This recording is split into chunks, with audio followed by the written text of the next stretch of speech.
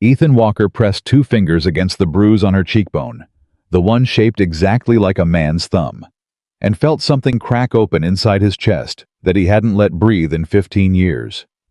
She flinched. Even unconscious, she flinched.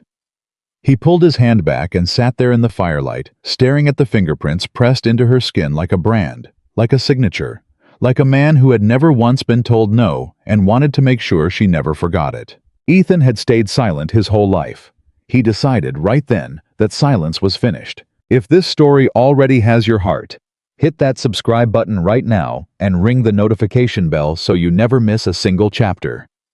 Drop the name of your city in the comments below. I want to see just how far this story travels. Now stay with me, because what happens next will change everything you thought you knew about justice, courage, and what one man's quiet action can do to a town that chose to look the other way. She came out of the dark like something the mountain had swallowed and decided to give back. Ethan Walker heard the horse before he saw it. A desperate, broken rhythm in the hoofbeats. Not the steady cadence of a rider who knew where she was going, but the panicked stumbling of an animal being pushed past its limit by someone who had no other choice. He set down the tin cup he'd been holding and stood from his chair without hurrying, because men who hurried in the mountains usually ended up dead or foolish, and he'd spent 15 years making sure he was neither. He opened the cabin door and held the lantern out into the darkness. The horse nearly collapsed the edge of the firelight. And on its back, slumped forward with both hands tangled in the mane, like she'd decided that was the only thing worth holding on to, was a woman. Ethan stepped off the porch. He moved slow and steady, the way he moved around spooked animals, because something in the way she was breathing told him that fast movements were going to be a problem. He caught the horse's bridle with one hand and looked up at her face, and that was when the lantern light caught the bruises. He went very still. He'd seen bruises before. A man didn't live 42 years in Montana territory without seeing what violence left behind on a body. But these were particular. These were deliberate. The kind of marks that didn't come from a fall or an accident, or even a single moment of cruelty. These were the marks of a man who had taken his time. There were fingerprints on her jaw. An almost perfect handprint wrapped around her left wrist where someone had gripped and twisted. Older bruising along her collarbone, yellowing at the edges, which meant this was not the first time and was not the first week. "Hey," he said very quietly. "Hey, I got you." She didn't respond. Her eyes were closed and her breathing was shallow and ragged, and when he reached up and put his arms around her to lift her down from the saddle, she made a sound, not a word, just a sound, that hit him somewhere behind the sternum and stayed there. He carried her inside. She was lighter than she should have been for a grown woman, and Ethan noticed that the way you notice a wrongness in the world, a thing that shouldn't be and yet is. He laid her down on the bed near the fire and pulled the blanket over her, and then stood back and looked at her properly for the first time. She was young, mid-20s maybe. Dark hair loose around her face. Her dress was torn at the sleeve and there was dried blood on the fabric near her shoulder.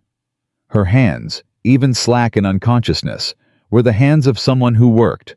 Rough palms, short nails, calluses in the right places. And the bruises. Everywhere he looked, there were bruises. Ethan pulled a chair to the bedside, and he sat, and he waited. He'd learned patience on this mountain the hard way. You didn't rush a wounded thing. You just stayed close enough that it knew it wasn't alone. She woke an hour later, and the first thing she did was grab the edge of the blanket and pull it up to her chin and scramble backward against the headboard with a sound like a cornered cat. "Easy," Ethan said. He didn't stand. He didn't move. He just kept his voice low and level, and his hands where she could see them, open on his knees. "Easy. You're safe. Nobody's here but me, and I ain't going to hurt you." Her eyes were wild, and she was breathing too fast, scanning the room, cataloging exits, doing the mental arithmetic of escape that a person only learned after they'd needed it enough times. "Where?" Her voice came out cracked and dry. She swallowed. "Where am I?" "About 4 miles above the valley. My cabin. You rode up here last night." He paused. "Your horse is in my barn. She's all right." Something in her face shifted at that. At the horse being all right. like that was the one piece of information that could get through the fear. Her breathing slowed by a fraction. I didn't... She stopped, started again. I didn't know where I was going. No, Ethan said. I don't reckon you did. She looked at him then, really looked at him, taking in the size of him. 6 feet 5 inches of broad shoulders and rough hands and a beard that had never once been fashionable. And he watched her make the calculation that women made when they found themselves alone with a large man, watched her measure the distance to the door, and then look at the door, and then look back at him. I'm not going to stop you if you want to leave, he said. That's your choice. Always been your choice. But it's cold out there tonight, and your horse is still tired, and I've got venison stew on the fire, and I haven't spoken to another human being in 3 weeks, so you'd also be doing me a kindness by staying. It wasn't entirely true. The 3 weeks part was an exaggeration by about a week. But he'd found over the years that honesty and humor, offered gently enough, could sometimes reach a person that nothing else could. She looked at him for a long moment. Then, slowly, the white-knuckled grip on the blanket loosened, just slightly. What's your name? She asked. Ethan Walker. A pause. Clara, she said. Clara Whitfield. Miss Whitfield. He stood, slow and deliberate, and moved to the fire to ladle stew into a bowl. Are you hungry? She was. She ate like someone who wasn't sure when the next meal was coming, which told him something, and she watched him the whole time with those careful eyes, waiting for him to become what she'd been running from. He gave her no reason to. He sat back in his chair and drank his coffee and didn't ask a single question, because he understood that some stories needed to find their own time. When she'd finished, she set the bowl down and folded her hands in her lap and stared at them. You're not going to ask me anything? She said. Not tonight. Most people would want to know. Most people ask questions for their own sake, Ethan said. When you're ready to talk, you'll talk. Ain't no reason to hurry that. She was quiet for a moment. Then, he's going to come looking for me. Ethan set down his coffee cup. Who is? Her jaw tightened. Nathaniel Crow. The name landed in the room like a stone dropped into still water. Ethan knew the name. Everyone in the Bitterroot Valley knew the name Nathaniel Crow. Crow owned the largest ranch in Red Hollow, 12,000 acres, a timber operation, a general store, and somewhere along the way, he'd managed to purchase the loyalty of the county sheriff, a man named Briggs, whose backbone had apparently been available at a reasonable price. Crow was the kind of man who had never once been told that there were things he couldn't have, and the absence of that word had calcified into something ugly over 50 years of getting whatever he reached for. You worked for him, Ethan said. It wasn't a question. I cooked for him. Clara's voice was flat. For 2 years, I cooked for his household. 3 meals a day, 7 days a week. She stopped. Her throat moved. I was good at my work. I was proud of it. And he decided that meant I was his. Her eyes came up and met Ethan's, and there was something in them that had burned past fear into something colder and harder. I told him no. The first time I told him no. The second time. She touched the fingerprint bruise on her jaw without seeming to realize she was doing it. By the third time, he'd stopped asking. The fire crackled between them. Ethan felt the old familiar cold settle into his chest. Not anger, not exactly. Something quieter and more dangerous than anger. Something that lived underneath anger and only showed itself when it had something specific to do. How long? He asked. 6 months. The words came out barely above a whisper. I kept thinking it would stop. I kept thinking if I just did everything right, kept my head down, didn't give him reason to... She shook her head. I told myself stories. Women tell themselves stories because the alternative is too frightening. And what changed? Clara was silent for a long time. When she spoke, her voice was steady, in the way that things are steady when they've been broken and set and healed at an angle.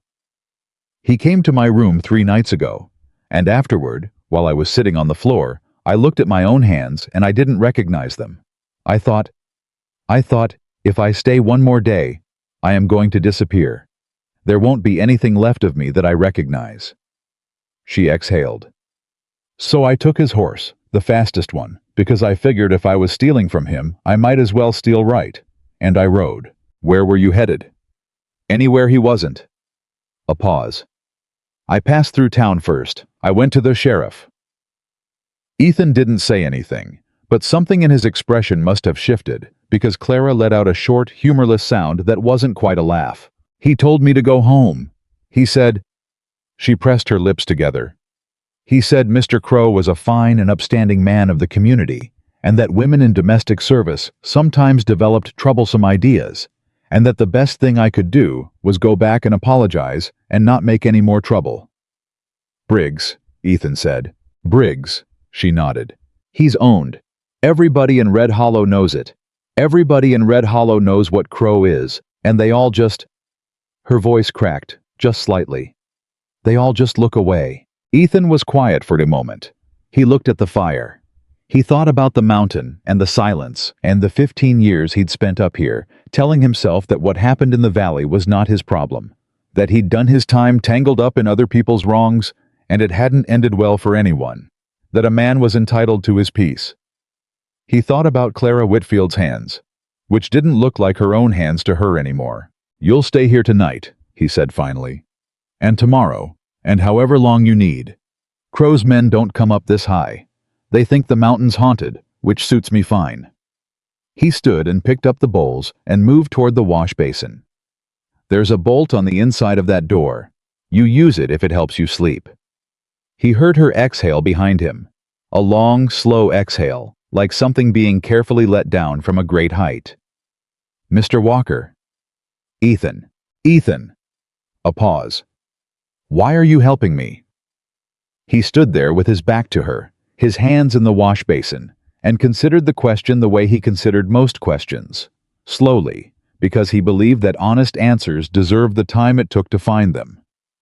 "Because you knocked on my door," he said. "And that took more courage than most men I've known ever showed in their whole lives. Seemed wrong not to answer it." She didn't say anything else, and after a while, when he turned around, she had lain back against the pillow with the blanket pulled up to her shoulder, and her eyes were closed, and she was asleep.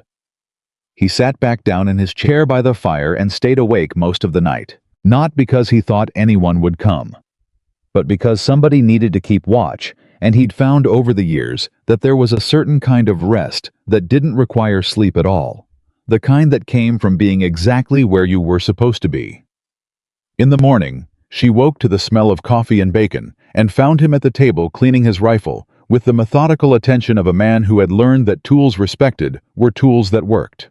"Good morning," she said from the doorway, and her voice was careful, like she was testing whether the kindness of the night before had limits that daylight would reveal. "Morning." He nodded toward the stove. "Eat something." She moved to the stove and poured herself coffee and stood at the window and looked out at the mountain, at the pines and the gray morning sky and the valley far below, and she was quiet for a long time. "He's going to send riders," she said. "Today, probably. He'll tell them I stole something. That's what he does. If a woman runs, he accuses her of theft, so there's a legal justification to bring her back." "He can accuse whatever he likes," Ethan said, without looking up from the rifle. "Ain't nobody coming up this mountain without my knowing about it, and they sure ain't taking you anywhere you don't choose to go." Clara turned from the window and looked at him. "You don't know what he's capable of." Ethan finally looked up.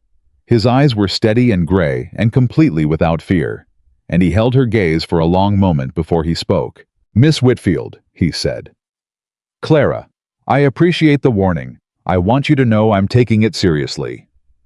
He set the rifle down on the table. "But I need you to understand something about me. I spent 15 years on this mountain convincing myself that staying out of things was wisdom. I watched plenty of wrong happen in the valley below, and I told myself it wasn't my place." He paused. "Woke up one morning not too long ago and realized I'd confused cowardice with philosophy." Clara stared at him. "Nathaniel Crow can send whoever he wants," Ethan said. "But he made a mistake when he put his hands on you, and he made another mistake when you ended up on my doorstep." He picked the rifle back up and turned to cleaning it, his movements calm and unhurried. I aim to make sure he understands both of those errors in some detail." The mountain was quiet around them.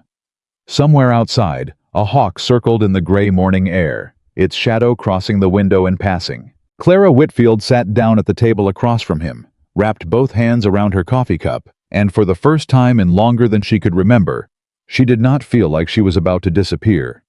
She felt instead like something that had been stopped, like a river that had been dammed for a very long time, was very slowly beginning to move again.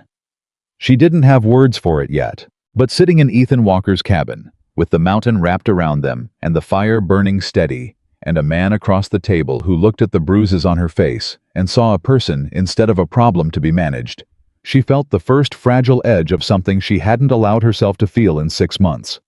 Something that felt dangerously close to hope. 3 days passed. Ethan gave her space and gave her time, and she gave him the story in pieces, the way you pull a splinter out, a little at a time, because all at once is too much to bear. She told him about arriving at the Crow Ranch 2 years prior, a widow's daughter with a dead father's debts and a letter of recommendation from a Methodist minister who'd taught her to cook. She told him about the first months, which had been ordinary enough. Crow distant and businesslike, the other household staff careful and quiet, the work hard but honest. She told him about the evening 6 months ago when Crow had come to find her alone in the kitchen after supper, and how the look on his face had been something she recognized immediately, and had been dreading without knowing she was dreading it. The way you dread a storm, you can smell coming before you can see it. She told him about Rebecca Marsh, who had worked at the ranch before her and left suddenly 2 years prior. About Mary Ann Tillotson, the seamstress in town, who had a scar on her forearm she'd gotten from a man she refused to name, and a habit of lowering her eyes whenever Crow's name was mentioned. About the pattern that became visible once you knew to look for it. The way a man like Crow moved through a community, leaving evidence of himself on people who were never going to say a word, because the price of saying a word was everything they had left. Ethan listened to all of it. On the 4th day, he rode down to the edge of town. He didn't go in, not yet. He just sat on his horse on the ridge above Red Hollow and looked at it. The main street, the general store that had Crow's name above the door, the sheriff's office where Briggs was currently doing approximately nothing of value, the church, the houses, the ordinary face of a town that had decided its own comfort was worth more than its conscience. He sat there for a long time. Then he turned his horse around and rode back up the mountain.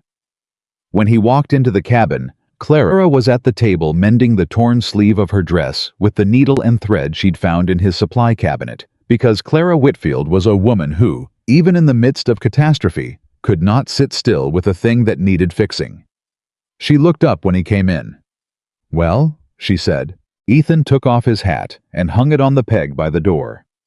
He poured himself a coffee and stood by the fire and stared into it for a moment, working something through in his head. "Tell me about the evidence," he said. "Not what he did to you. I believe that without proof. I'm asking, is there anything? Letters? Records? Witnesses who might, given the right circumstances, find their nerve?" Clara set the mending down slowly. "Rebecca Marsh," she said. "She left town, but I know where she went. Her sister lives in Missoula, and there was a bookkeeper, a man named Aldous Fenn, who kept Crow's household accounts. He was let go 6 months ago. I always wondered if he saw something he wasn't supposed to see." Ethan nodded. "There's also a ledger," Clara said, "in Crow's study. I saw it once. He left it open by accident, and I saw it before I understood what I was looking at. There were payments listed to Briggs. Not wages. Payments. Monthly. Going back years. Different column from the ranch payroll." Ethan went very still. "You're sure?" "I can remember numbers," Clara said quietly.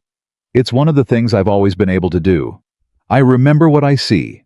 I saw that ledger for maybe 30 seconds, and I could write it out for you right now, every figure on every line." He looked at her across the cabin, this woman with the yellowing bruises and the careful eyes and the needle and thread in her hands. And he thought that Nathaniel Crow had made the worst possible kind of mistake, the kind where you underestimate something you think you've broken. "All right," Ethan said. "All right what?" He set his coffee cup down and turned to face her fully. "All right, Clara. Here's what we're going to do." She looked at him and waited. "I'm going to ride to Missoula," he said. "You're going to write me down everything you remember from that ledger, every figure, every date, every name.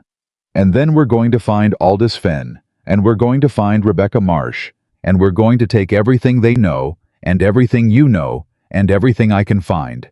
And we're going to lay it out in front of every honest person left in Red Hollow until there's nobody left who can pretend they don't see it." Clara stared at him. "That's your plan?" she said. "That's the beginning of the plan. He has the sheriff. He has Briggs. Briggs ain't the only law in Montana Territory." She was quiet for a long moment. Then, "Why are you doing this?" Ethan was quiet too, for a beat. When he answered, his voice was simple and direct, the voice of a man who had stopped decorating his words. "Because it's right," he said. "Because somebody should. Because 15 years of staying out of it didn't make me peaceful. It just made me someone who was used to living with things he shouldn't have to live with." He picked up his hat from the peg. "And because you sat at my table 3 mornings running and apologized for things that weren't your fault, and I am about done watching good people apologize for surviving." Clara Whitfield looked at Ethan Walker for a long moment. Then she picked up the needle and thread and went back to mending her sleeve. But her hands, he noticed, were steady. They hadn't been steady when she arrived. They shook when she picked up the coffee cup, and shook when she passed him the salt at supper, and shook when she thought he wasn't looking, and she touched the bruise on her jaw. But now, in this moment, they were steady. And Ethan Walker, who had lived alone on this mountain for 15 years and told himself that was enough, felt something shift in the chest he'd kept closed for just as long. Felt it shift and open, just a fraction, like a door that had been stuck and suddenly found the air was right for moving. He put on his hat. "Write down that ledger," he said. "Every number you can remember." "Every number," she agreed. He walked to the door. "Ethan." He stopped. "Thank you," she said. "Not for riding to Missoula, for—" She paused, searching for the right words, and then seemed to find them. "For opening the door." He stood there for a moment with his hand on the doorframe, and the morning light coming in around him, and the mountain stretching out behind, patient and enormous, and entirely indifferent to the small human arrangements being made beneath it. "That part was easy," he said. And then he walked out into the morning, and Clara Whitfield sat at the table with the needle and thread and the memory of a ledger full of damning numbers, and she began to write. Ethan rode out before dawn. Clara heard him go. The soft thud of boots on the porch, the creak of the barn door, the muffled sound of a horse being saddled with the quiet efficiency of a man who had done it 10,000 times in the dark. She lay still in this bed and listened until the hoofbeats faded down the mountain trail. And then she lay there a little longer, staring at the ceiling of a stranger's cabin, thinking about the fact that she had handed her survival to a man she had known for 4 days. She thought about that for exactly as long as she could afford to think about it. Then she got up, built the fire back up from the coals, put the coffee on, and picked up the sheet of paper she'd started the night before, the one with Crow's ledger numbers on it, and kept writing. She wrote for 2 hours, without stopping. Every figure she could pull from the back of her mind, every date, every name in the margins that she hadn't understood at the time, and understood perfectly well now. Her handwriting was precise and small, the handwriting of a woman who had taught herself to read and write from borrowed books because nobody had offered her the lessons, and she covered both sides of 3 sheets of paper before her hand began to ache, and she stopped and flexed her fingers and looked at what she'd produced. It was enough. She knew it was enough because she knew numbers the way some people knew faces. She never forgot them, never misremembered them. And what she'd seen in that ledger for 30 seconds was as clear in her mind as if she were looking at it right now. Payments to Briggs. Monthly. For 6 years. Not wages. Not listed under ranch payroll. Listed under a column that Crow had labeled, with the particular brazenness of a man who believed no one would ever look, as community relations. She set the pen down. She picked up her coffee cup with both hands and held it, and thought about what community relations looked like in Red Hollow. Briggs waving her away from the sheriff's office with his soft, dismissive hands, telling her that Mr. Crow was a fine and upstanding man. The way the townspeople looked past her in the street as she walked to the ranch in the mornings, like she was already slightly invisible, already beginning to not exist. The way Rebecca Marsh had left on a Tuesday without saying goodbye to anyone, and nobody in town had asked why. She thought about Mary Ann Tillotson, the seamstress with the scar on her forearm and the lowered eyes. She thought about how many women in this territory had sat in the same cold place she was sitting in right now, and had no mountain to ride to, and no stranger who opened the door. The thought made something harden in her chest. Not grief exactly. Something that had been grief once, and was changing into something else. Something with more edges to it, something that could be aimed. She was still sitting with that thought when she heard the hoofbeats.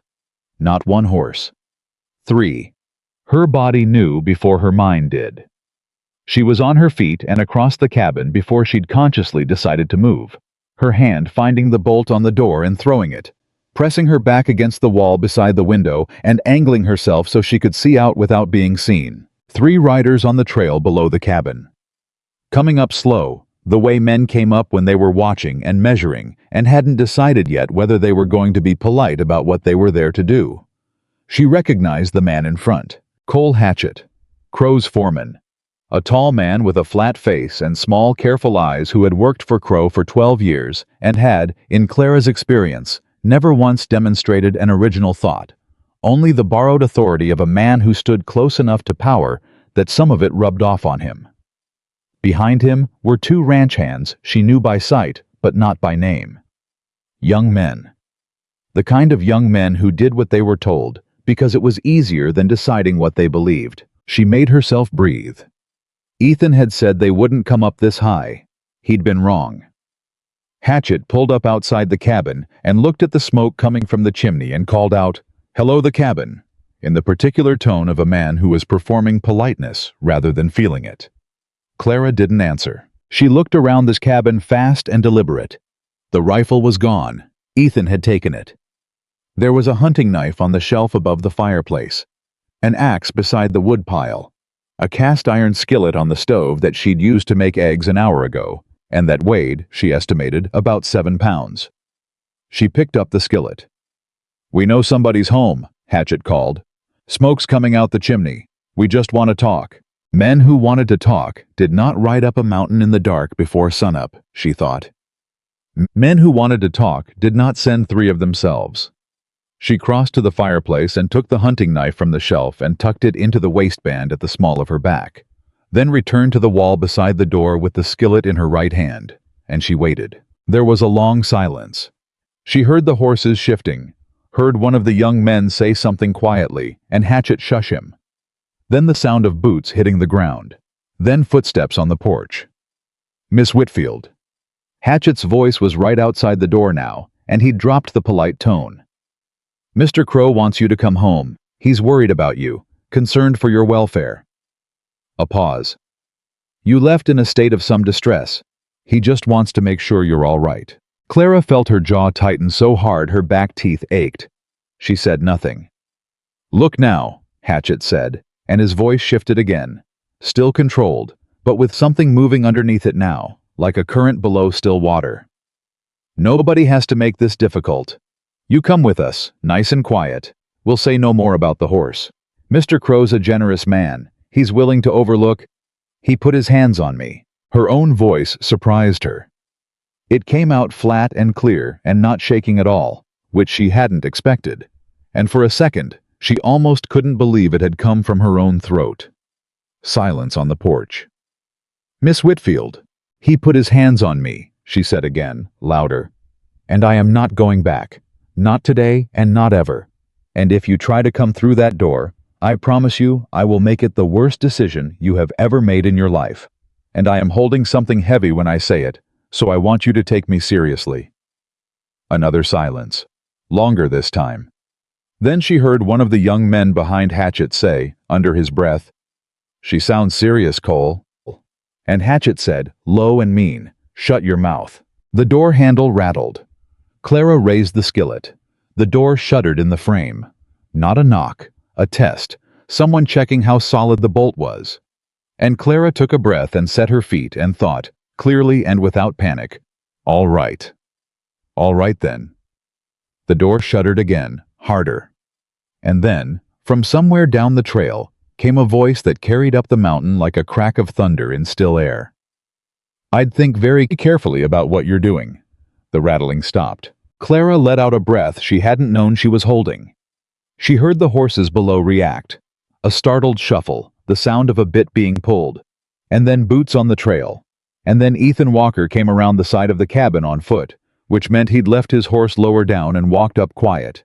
And he was carrying the rifle in a way that wasn't threatening, exactly, but wasn't not threatening either. I was looking at Cole Hatchett with the particular calm expression of a man who is not angry, which is, Clara had come to understand in the past 4 days, significantly more frightening than a man who is. Hatchett turned slowly. The 2 ranch hands on horseback below had both gone very still. "Walker," Hatchett said. His voice was careful now, the bluster drained out of it. "Hatchett." Ethan stopped about 10 feet away and looked at the 3 of them, taking his time. "You're on my land. We're looking for—" "I know what you're looking for. She already told you she's not going. I heard her from down the trail." He tilted his head just slightly. "Girl's got good lungs." Hatchett's expression flickered. Mr. Crow, Ethan said, "is not here. You are. And you're on my land." He said it a 3rd time, simple as stating weather. "So, I'm going to ask you once politely to turn those horses around and ride back down to the valley and tell Crow that Miss Whitfield is not available." Hatchett looked at him for a long moment. Clara watched through the window, her grip tight on the skillet, watching Hatchett calculate. The size of Ethan, the rifle, the 3 of them against one of him, the particular quality of Ethan's stillness, which was not the stillness of a man who was afraid. "You're making an enemy," Hatchett said. "I've had worse ones," Ethan said pleasantly. "Ride on, Cole." The moment stretched out. Then Hatchett turned and walked back to his horse and swung up into the saddle, and the 3 of them turned and rode back down the mountain trail without another word, and Ethan stood and watched them go until they were out of sight. Then he walked to the cabin door and knocked twice, lightly. "It's me." Clara threw the bolt and opened the door and stood there with the skillet still in her hand and looked at him. He looked at the skillet. Something moved across his face that was not quite a smile, but was adjacent to one. "Were you going to hit him with that?" he said. "I was considering it." "Good instinct." He stepped inside, leaned his rifle against the wall. "You all right?" "I'm fine." She set the skillet down on the table with a thunk that was perhaps harder than necessary. "You said they wouldn't come up this high." "I was wrong." "You were wrong." "I said so." He looked at her steadily. "It won't happen again. I'll put some discouragement along the lower trail." He paused. "You talked back to Hatchett?" "I did." "Good." He said it simply, without ceremony, and picked up the coffee she'd left on the stove. "I rode to the Pembroke farm on the way down. Elias Pembroke. You know him?" Clara thought. "The wheat farmer, east side of the valley. His daughter used to work at the Crow Ranch," Ethan said. 3 years ago. She came home with a broken wrist that Crow explained as a fall from a horse, and Elias Pembroke has been quietly furious about it ever since. But he's one man with 400 acres of wheat and no allies, and he knew it. He set the coffee cup down. "He's an ally now." Clara stared at him. "You did that this morning." "It didn't take long. Man's been waiting for someone to ask." Ethan pulled out the chair and sat down across from the table from her. "He also told me about a woman named Dora Selby, runs the laundry in town. Apparently she knows things, and she's been keeping them to herself because nobody offered her a reason not to." He paused. "I think we need to talk to her." "Crow will know," Clara said. "The moment you start talking to people in town, he'll know." "Yes." "And then he'll do what men like him always do," Ethan said. "He'll threaten and bluster and try to make the problem go away by making the people smaller. Same as always." He looked at her. "Only this time the people aren't going to get smaller." Clara sat down. She looked at the papers on the table. the ledger numbers she'd spent 2 hours writing down. She slid them across to him. He picked them up and read. His expression didn't change, but something in the way he held the papers shifted. A slight tightening of the hands, a careful quality coming into his attention that hadn't been there before. Payments to Briggs, he said. 6 years, every month, under community relations. Ethan set the papers down very carefully, the way you set down something that might break if you aren't deliberate about it. You remember all of this, he said. Every number. He looked at her for a moment. Nathaniel Crowe is going to regret the day he let you anywhere near his study. Something moved through Clara that she didn't have an easy name for. It wasn't pride exactly. She hadn't done anything yet. It was more like the first intimation that she might be something other than a victim of this story. That she might be, instead, a participant in it. "What's the plan?" she said. "We need a judge," Ethan said. "Not Briggs, not anyone Crowe can reach. There's a circuit court judge named Harlan Pruitt who rides through the territory twice a year. He's due in Missoula in 3 weeks. He's known as an honest man. I've heard it from 3 separate sources who have no reason to lie. And in my experience, that's as close to certain as you get about a person's character. 3 weeks is a long time. It is. Which means we spend those 3 weeks building something he can't dismiss." Ethan spread his hands on the table, those large, scarred, capable hands. "We need Aldous Fenn. We need Rebecca Marsh. We need Elias Pembroke and Dora Selby, and however many other people we can find who've been carrying this quietly and just need someone to stand beside them when they put it down."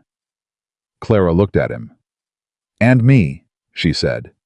"You need me. You're the center of it. Your testimony, your memory of that ledger, that's the foundation." He met her eyes. "But only if you're willing. I won't push you into that room if you're not ready to be in it." "I'll be ready," she said. She said it before she'd finished deciding whether it was true, and then sat with it for a second, tested the edges of it, and found that it was true. "I'll be ready," he nodded. No ceremony, no congratulation, just a nod, and then he picked up his coffee and moved on, because that was how Ethan Walker handled most things, with a straightforwardness that, Clara was beginning to understand, was its own kind of respect. He didn't make a thing bigger than it needed to be. He just took it seriously and moved. "I'll ride to Missoula day after tomorrow," he said. "Look for Fenn. Find Rebecca Marsh's sister, see if she'll write to Rebecca and ask her to come." He paused. "You'll stay here. I'll have Elias Pembroke's oldest boy come up and stay within earshot, just in case." "I don't need a guard," Clara said. "No," he said, "you don't. But it'd make me feel better." She looked at him.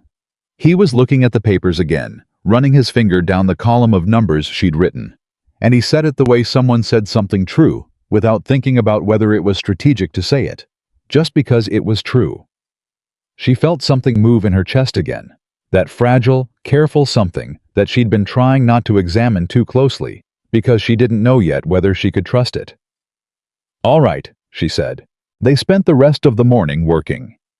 Ethan wrote letters, to Missoula, to the circuit court, one to a lawyer he knew in Helena who had a reputation for taking cases that nobody else wanted. Clara read over his shoulder and caught 2 errors and rewrote 1 paragraph that she considered insufficiently specific about the nature of the evidence. He watched her fix it without comment and then said, "You ever think about the law?" "Women aren't lawyers," she said. "Not yet," he said. She looked at him. He was folding the letter, not looking at her, his face entirely matter of fact. "Not yet," she repeated slowly. He sealed the letter.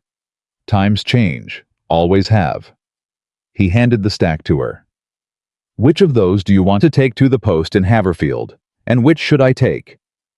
She sorted them by importance, and by whom Crowe would be less likely to think worth intercepting, and they divided them, and that was that. In the afternoon, a boy of about 17 arrived at the cabin, tall and angular, with Elias Pembroke's red hair and the uncomfortable bearing of someone who had been told to perform a task he considered beneath his abilities.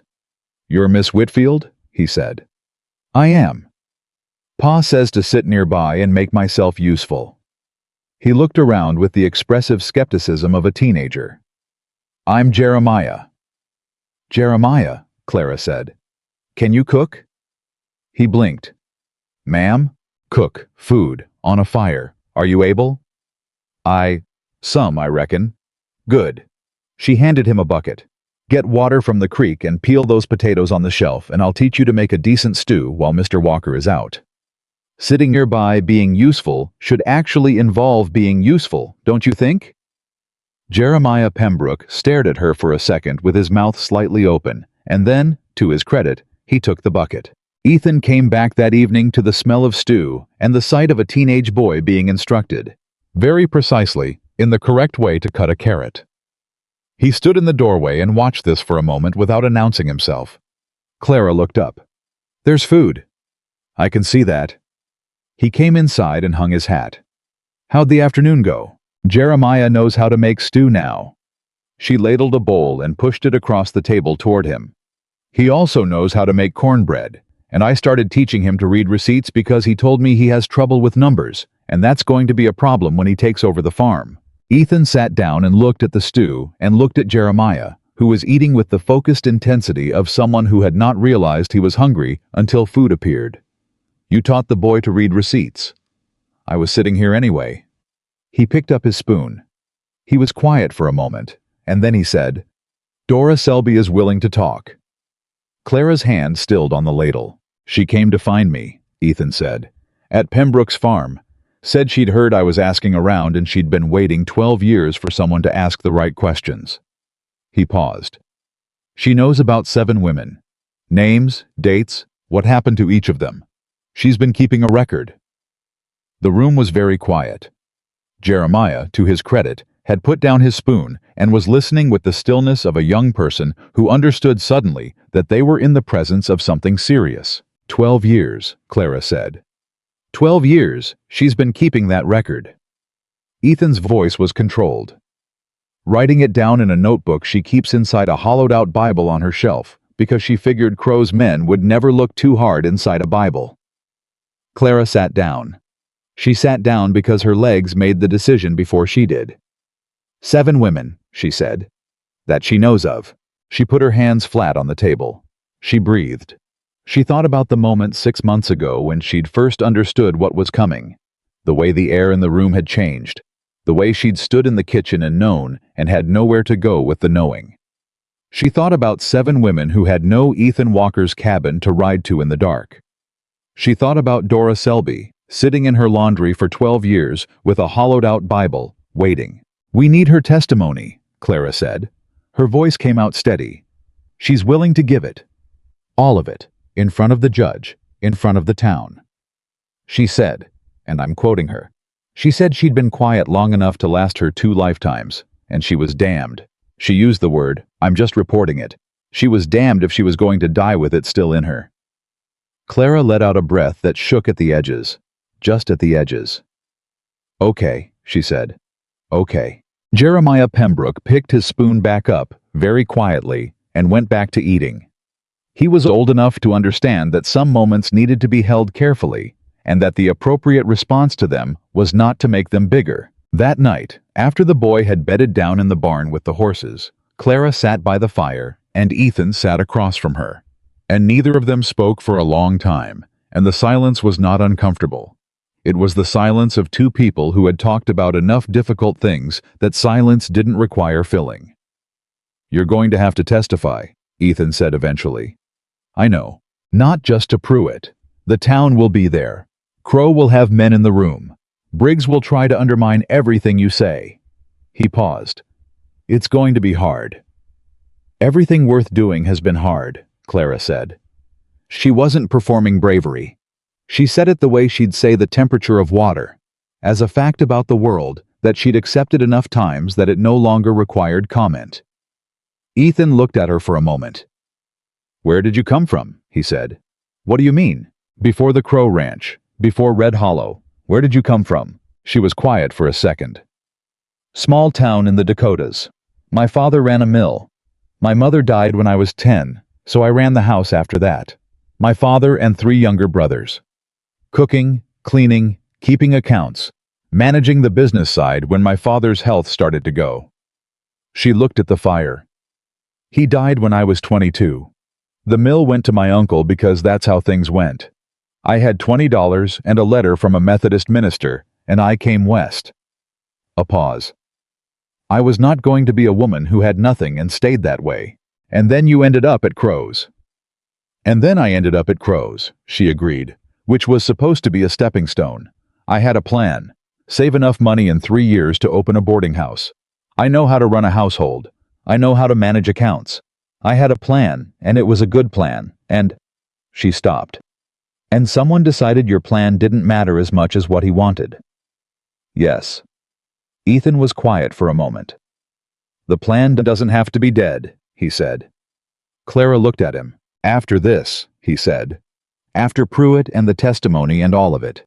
You still know what you know. You still have the same abilities you walked into that ranch with. He didn't take those. He met her eyes. He hurt you. He took 6 months and a lot of peace of mind. But the plan, the boarding house, the life you were building toward, that's still there. She stared at him for a long moment. You're a strange man, Ethan Walker, she said. I've been told. Most men, they'd feel good about protecting me. They'd want that to be the story. Big man saves the woman. She tilted her head. You're more interested in the fact that I didn't need saving in the first place. You're more interested in what I had already built. He thought about it. You didn't need saving, he said. You needed someone to stand beside you while you fought for yourself. That's different. He paused. I was just the person who opened the door. She looked at him for a long moment in the firelight. Then she said, I think you've been alone up here too long. Probably. I think you convinced yourself you didn't need people. I did. And how's that going? The corner of his mouth moved, just barely, but it moved. Ask me again in 3 weeks, after the judge comes through. Clara smiled. The first real, full, unguarded smile she'd managed since she arrived. It changed her face completely, pulled the shadow out of it, and for a second she looked exactly like the woman she'd been before 6 months of Nathaniel Crow's particular cruelty had taught her to hold her expression in reserve. Ethan looked at that smile for just a second longer than he meant to. Then he looked back at the fire. Get some sleep, he said. Lot of work tomorrow. Yes, she agreed. She stood and stretched and moved toward the bedroom door, and then stopped. Ethan. The 7 women. Dora's list. She was quiet for a second. I keep thinking, if one of them had spoken, if just one of them, at the beginning, had had someone stand beside them. I know, he said. We stop it here, she said. Not a question, not a hope. A statement of fact, the way she stated numbers. We stop it here, he said. She nodded once and went to bed. Ethan sat by the fire for another hour, and he thought about a man in Red Hollow who had spent 12 years believing he owned a valley and everyone in it. And he thought about the look on Clara Whitfield's face when she said, we stop it here. And he thought about all the things a person could build when they finally decided that the time for staying quiet was finished. The fire burned down to coals. The mountain was silent around the cabin, and in the town below, Nathaniel Crow sat in his study and did not yet know that a woman with a perfect memory for numbers had spent 2 hours that morning writing down every figure in a ledger he had never imagined anyone would read. He was about to find out. Ethan left for Missoula 2 days later, before the sun was up. I didn't make a production of it. He packed what he needed into the saddlebag, checked the rifle, left enough firewood stacked on the porch to last a week, and knocked twice on the bedroom door to tell Clara he was going. She was already awake. He could tell by the quality of the silence on the other side of the door. The kind of silence a person makes when they're lying still, but not sleeping. I'll be back in 5 days, he said through the door.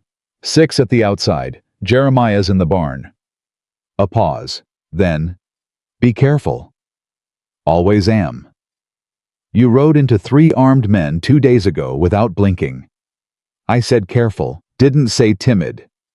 He picked up his saddlebag. Write down anything else you remember. Any detail, any name, anything at all. Small things matter. I know they do, she said. He left. The trail down the mountain was dark, and the horse moved carefully through it, picking its footing with the sureness of an animal that had made this particular descent enough times to have opinions about it. Ethan rode with his mind already working through the sequence of what needed doing. Find Aldous Fenn. Find Rebecca Marsh through her sister. Locate the circuit court clerk and file the formal request for Judge Pruitt's time. 3 tasks that sounded simple and were not, because nothing in this territory was simple when a man like Nathaniel Crow was the obstacle standing between the current reality and the one that ought to exist. He'd been riding about 2 hours when he came around a bend in the lower trail and found Cole Hatchett waiting for him. Not 3 men this time, just Hatchett, alone, sitting his horse sideways across the path with his hands visible and empty, which was either a gesture of peace or a very careful performance of one. Ethan pulled up and looked at him. Hatchett. Walker. Hatchett's flat face was doing something complicated that his face wasn't really built for. I want to talk. You're in my way. I know it, that's intentional. He didn't move his horse. 5 minutes, just talk. Ethan considered him for a long moment. Cole Hatchett was not a man he'd ever had reason to trust, but he was also not a stupid man, and a stupid man would not have ridden out here alone. Whatever this was, it was something Hatchett had decided to do without Crow's knowledge, and that was interesting enough to hear out. Talk, Ethan said.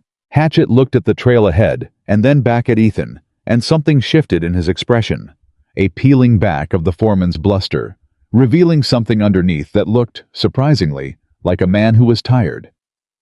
The girl who worked at the ranch before Miss Whitfield, Hatchett said. The cook. Her name was Alice Pryor. Ethan waited. She left in the winter of '82. Crow told everyone she went back east to her family. Hatchett's jaw worked for a second. She didn't go back east. I helped Crow pay her $300 to leave the territory and keep her mouth shut and never come back. He looked at Ethan directly. I knew what the money was for. I told myself it was just business, that it wasn't my place to... He stopped. To what? Ethan said. To say anything. The words came out flat and disgusted, and it took Ethan a second to realize the disgust was directed inward. I've been telling myself that for 4 years. It wasn't my place. It wasn't my business. I just worked there. Hatchett's hands tightened on his reins. Then Miss Whitfield came in to see Briggs, and Briggs sent her away, and I was standing right there in the office, and I watched him do it, and I... He stopped again, shook his head. I didn't say a word. The mountain was very quiet around them. Why are you telling me this now? Ethan said. Because you're going to Missoula, Hatchett said. Everybody in the valley knows it by now. News travels. And because I am telling you that I will testify.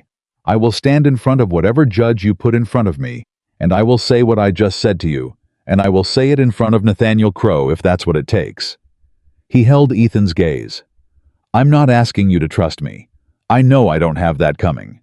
I'm just telling you what I'm willing to do. Ethan looked at him for a long, measuring moment. Alice Pryor, he said. Do you know where she went? Billings, last I heard. Her exact situation when she left. The amount paid, who arranged the transfer, who witnessed it. Can you write all of that down? Every detail. Then write it down and get it to Elias Pembroke's farm by the end of the week. Ethan gathered his reins. And Hatchett. Yeah. If this is Crow sending you to find out what I know, it's not. Then I want you to think carefully about what you're gambling, because I am not a man who bluffs, and I am not a man who forgets. Hatchett nodded slowly. It's not Crow, he said. It's 12 years too late, but it's not Crow. Ethan rode around him and continued down the trail toward Missoula. He didn't look back. But he filed the information away with the precision of a man who understood that every piece had its place, and that what looked like an unexpected edge could cut in either direction, depending on how it was held. Missoula was 3 days' ride, and Ethan made it in 2.5 by sleeping less than he should have and pushing the horse more than he liked to, but not more than the horse could handle, because there was a difference between demanding and abusing, and Ethan had always understood that distinction clearly. He found Aldous Fenn on the second afternoon. How was not hard to find. Fenn had a small, meticulous room above a printer's shop, and he earned his living now doing bookkeeping for several Missoula businesses, the kind of quiet, competent work that kept a man fed and anonymous. He was a small man in his 50s, with ink-stained fingers and the careful, watchful expression of someone who had spent a long time making himself as unnoticeable as possible. When Ethan knocked on his door and said Clara Whitfield's name, Fenn opened the door wide without another word and stepped back to let him in. "I wondered when someone would come," Fenn said. He was already moving to a trunk at the foot of his bed. "I wondered if anyone ever would." "What's in the trunk?" Ethan said. Fenn opened it and lifted out a folder, thick with papers. "I kept copies," he said simply. "When Crow dismissed me, I walked out of that house with copies of everything I'd ever entered into his books. Because I'm a careful man, Mr. Walker, and I had been watching Mr. Crow for 2 years, and I understood that careful men keep records." He held the folder out. "The payments to Briggs are in there, going back 9 years, not 6. And there are others. A land acquisition in 79 that involved a deed that was not, in my professional opinion, genuine. A payoff to a county assessor in 81. And there is a payment in the spring of 82 to a man named Ridley, who I believe provided certain services in convincing a ranch owner east of Red Hollow to sell land he had no intention of selling." Ethan took the folder and opened it and looked at the first page and felt the particular cold clarity that came over him sometimes when a thing he'd suspected was confirmed in black and white. "Will you come to Red Hollow?" he said. "In 3 weeks, to testify." Fenn looked at him steadily. "Mr. Walker, I left that county because I was afraid. I have been afraid since the day I walked out of Crow's house." He paused. "But I have also been unable to sleep a full night in 18 months, and I believe that the two facts are connected." He straightened. "Yes, I will come." Ethan found Rebecca Marsh the next morning. She was not in Missoula. Her sister was, a practical, broad-shouldered woman named Frances, who listened to Ethan's explanation with her arms folded and her jaw set, and then said, "Rebecca's in Helena. She's been in Helena for a year. She's doing well, and I am not going to let you undo that." "I'm not here to undo anything," Ethan said. "I'm here to give her the choice." "She made her choice. She left." "She left because she had no other option," Ethan said. "I'm offering her one, if she wants to put what happened to her on the record and have Crow answer for it in front of a judge. I will make sure she's safe and supported and that she never has to be alone in that room. If she doesn't want that, I will not ask again." He held the woman's gaze. "But I think she deserves to be asked." Frances looked at him for a long moment. Then she went inside and came back with a piece of paper and wrote an address in Helena. "You tell her I said she doesn't owe anybody anything," Frances said. "You make sure she hears that first." "I'll make sure," Ethan said. He was back on the mountain in 5 days, as promised. Clara met him at the door of the cabin before he'd fully dismounted, because she had heard the hoofbeats, and she was not a woman who waited inside when she could see what was coming from the doorway. She looked at the folder under his arm. "Fenn," she said. "Fenn." He handed it to her. "Look at page 3. She opened it and found page 3 and read it, and the color shifted in her face. Something going tight and then releasing. The expression of a person who has been told they were right about something they desperately wished they'd been wrong about. 9 years, she said. 9. He told me it was a legitimate business arrangement." She said it quietly, not explaining to Ethan, just saying it out loud, laying it down somewhere outside herself. "He told me Briggs was a personal friend, that the payments were, he said it was how things were done in a growing territory." She closed the folder. "I believed him for about a week, and then I looked at the numbers and I knew." "And you kept that knowledge. What was I going to do with it?" She looked up at him. "A woman alone in a man's house, with no allies, no money, nowhere to go. I kept it because it was the only thing I had that was mine." A pause. "Turns out it was worth keeping." Ethan looked at her for a moment. There was something different about her. Not dramatic, not a sudden transformation, but a quality of settledness that hadn't been there when he'd left. Like something had clarified while he was gone. "Hatchet," he said. "I know."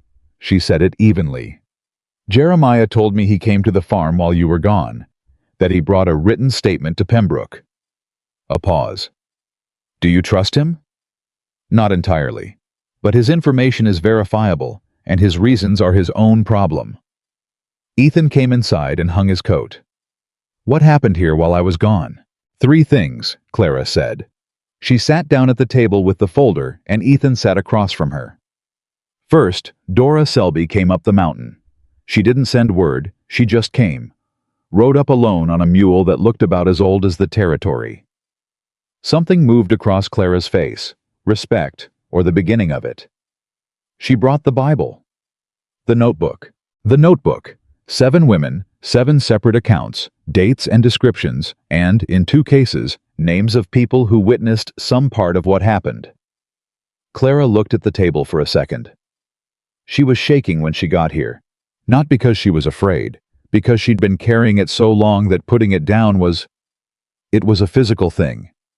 She sat at this table and put the Bible on it, and took her hands off it, and then just sat there for a minute. Ethan was quiet.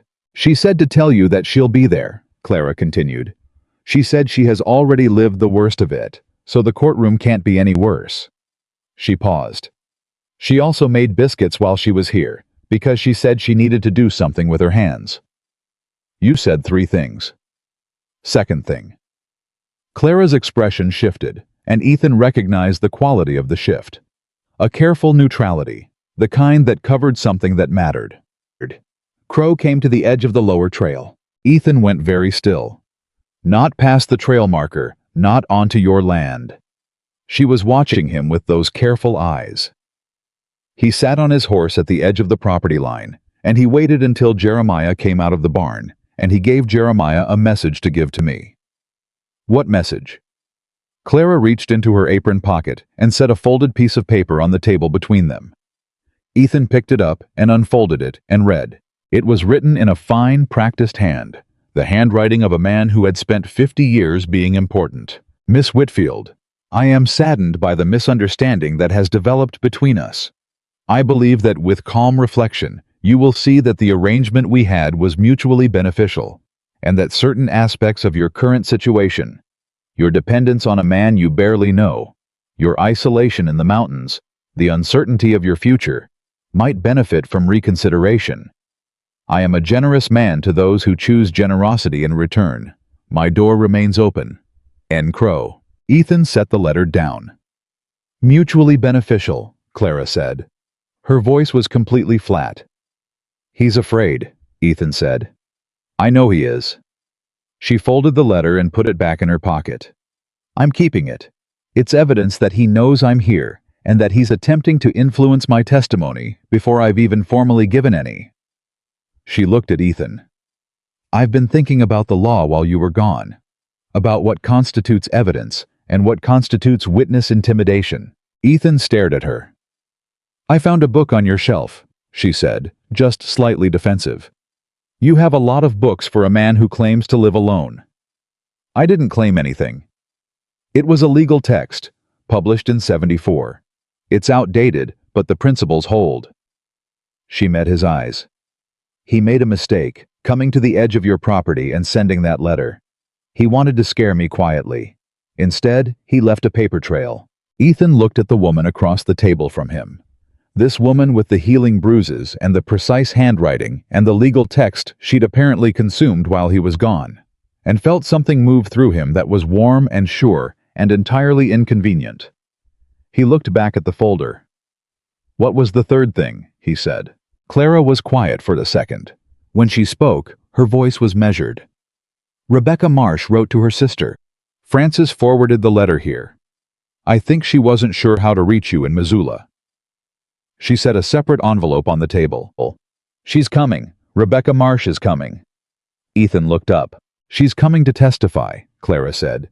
She said she has a daughter now, a little girl, 2 years old. And she said she doesn't want her daughter to grow up in a world where men like Crow just keep going. Her voice steadied on the last words. The way you steady something precious you're carrying. She said her daughter's name is Alice. The name hit the room like a dropped stone. Alice Pryor. The woman before Clara. The woman Hatchet had helped pay off and ship out of the territory in the winter of '82. Rebecca Marsh had named her daughter after the woman who came before her.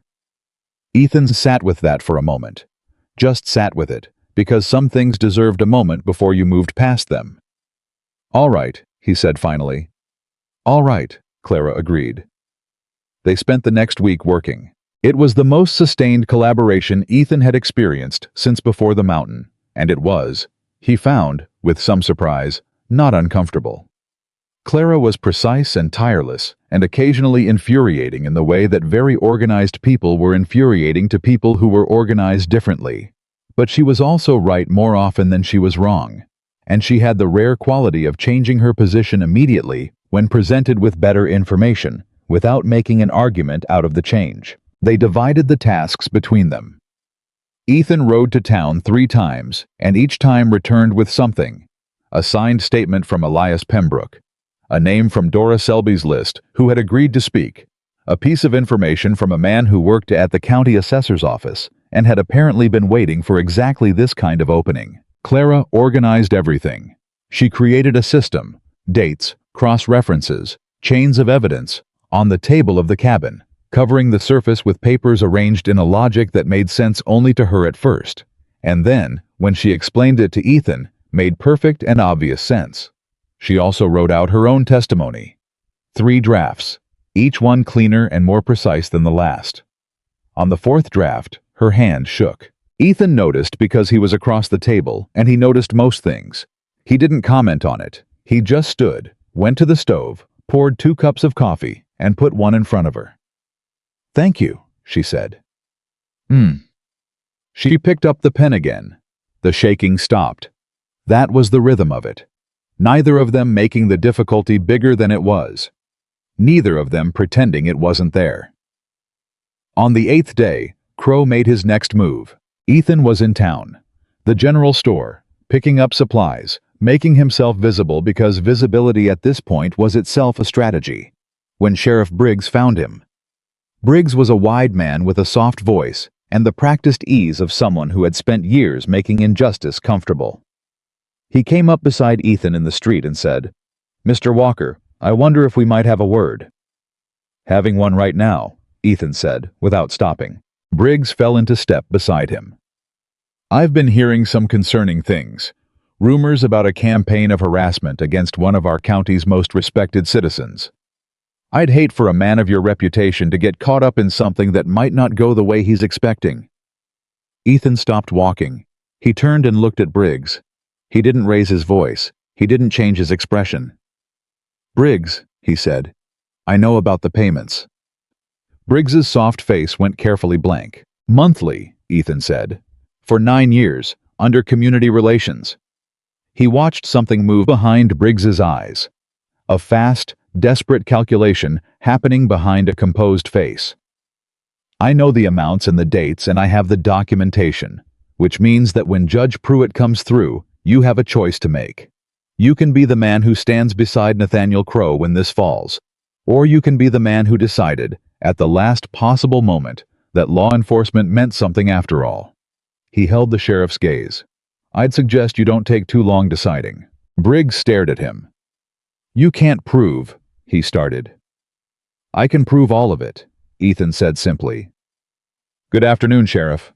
He turned and walked into the general store. Behind him, he heard Briggs stand in the street for a long moment, and then walk away in the other direction, and the direction he walked was toward Crow's land office, which was exactly what Ethan had expected.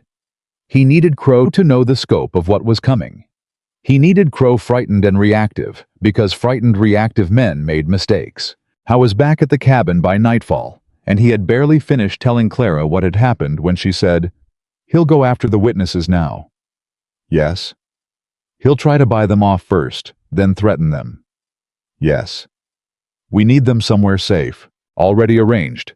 Pembroke's farm has enough room. Dora Selby has already agreed to stay there with her sister starting the day before the hearing. Rebecca Marsh will come straight there from the stage." Ethan sat down and pulled off his boots. "Fenn is coming with a lawyer from Missoula. Man named Gareth Cole, who has argued in front of circuit courts before and won." Clara looked at the table full of organized papers. "We're ready," she said, like she was checking an accounting. Getting there. No. She looked up at him. We're ready. She paused. Are you? He looked at her. Ready for what? To walk into that town and do this in front of everyone. To let it be loud and public and... She searched for the word. Irreversible. Once we walk into that courthouse, Ethan, it's irreversible. It was irreversible when you knocked on my door, he said. She looked at him for a long moment. I want you to know something, she said. Her voice was careful, the way it was when she'd decided to say something true and was making sure to say it accurately. I have been afraid almost every day since I arrived here. Not of you. Of all of it. Of standing up and being the kind of woman who stands up, because those women don't always get to tell their own story afterward. Sometimes they just become warnings. I know, Ethan said, but I have also not been alone for a single day since I got here, she continued. And I need you to understand what that has meant. Not the rifle on the trail or the letters to Missoula. Just the door being open, the coffee on the stove, the fact that you looked at what he did to me and you were angry at him instead of ashamed of me. Her jaw tightened. Do you understand how rare that is? It shouldn't be rare, Ethan said. No, she agreed. It shouldn't. She picked up her pen and went back to work, and he sat across the table from her and read through Aldous Fenn's documents for the 4th time, looking for anything they might have missed. When it arrived in Red Hollow, Ethan sat alone on the porch and looked at the valley below. The lights of the town were small and distant. Somewhere down there, Nathaniel Crow was sitting in his house, and Ethan understood the precise shape of what Crow was feeling because he had seen it before, not in villains, but in ordinary men who had built their lives on the assumption that certain things would never be challenged. The panic that set in when you understood that the architecture of your life had been built on someone else's pain, and the bill was finally coming due. He heard the cabin door open behind him. Clara sat down on the porch step beside him. Not across from him, not at a respectful distance. Beside him, close enough that her shoulder was near his arm. Nervous? She said. No. Liar. He almost smiled. Maybe a little. She looked at the valley. He's going to try to discredit me, she said. In the courtroom. His lawyer will try to make me seem unstable, or vindictive, or a woman who had an arrangement she later decided to regret. Yes, Ethan said. And you're going to sit in that chair, and you're going to remember every number from every document you've ever seen. And you're going to be precise and clear and unshakable. And anyone in that room with eyes and ears is going to know within 5 minutes that the woman in the chair is telling the truth. Clara was quiet for a moment. You have a lot of confidence in me, she said. I have an accurate assessment of you, he said, which amounts to the same thing. She laughed, a small, brief, real laugh, and then it faded and she was quiet again. What happens after? She said. After the judge, after the testimony, after all of it. What happens to you? He looked at the valley. Same as always, mountain. And the cabin. And the cabin. A pause. You don't have to go back to being alone, she said. Carefully. Not a request. A statement, offered without pressure, laid on the porch between them like something she was willing to leave there, whether he picked it up or not. Ethan looked at the lights in the valley below for a long time. No, he said finally. Reckon I don't. She didn't say anything else. She sat there on the porch step beside him and looked at the valley, and the mountain was quiet all around them. And somewhere down in Red Hollow, a man named Nathaniel Crow was pacing his study in the dark. And tomorrow, the judge was coming. And everything that had been building since a wounded woman rode out of the darkness on an exhausted horse and knocked on a stranger's door was about to come to a head in the only way it could, loudly, publicly, and in the full and unforgiving light of day. The night was long, but morning was coming, and Clara Whitfield was not afraid of the morning. Judge Harlan Pruitt arrived in Red Hollow on a Tuesday morning, and he arrived the way honest men in this territory tended to arrive, without fanfare, without a retinue, without any of the performance that powerful men usually felt entitled to. He rode in on a gray horse, tied it himself at the post in front of the county building, and walked inside carrying his own saddlebag. Ethan watched him from across the street. He'd asked around about Pruitt before trusting the man with something this consequential. 3 sources, as he'd told Clara. A ranch foreman in Deer Lodge, who'd been on the right side of a land dispute Pruitt had adjudicated in '81, a lawyer in Helena who'd opposed Pruitt twice and lost both times and respected him for it, and an old Nez Perce man who traded horses in the Missoula Valley and said simply that Pruitt was one of the few white men in a courtroom he'd ever seen actually listen. 3 sources, no overlap between them, no reason to coordinate. That was as close to certain as character assessment got.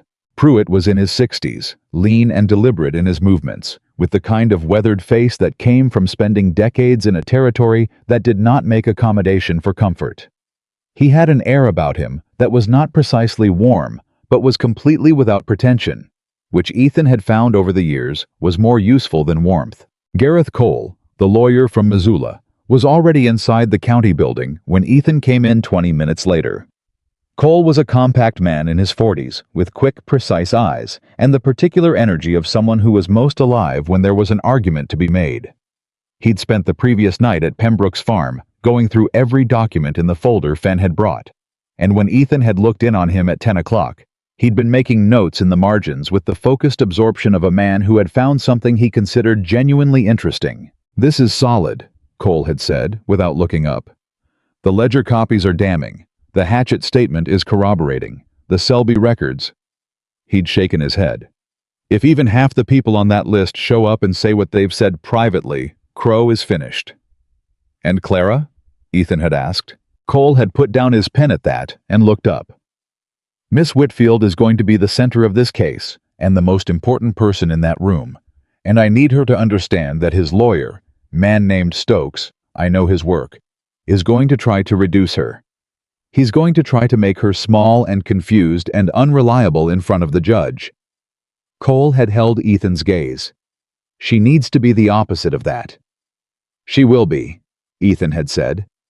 "You're certain?" "More certain of that than anything else in this case."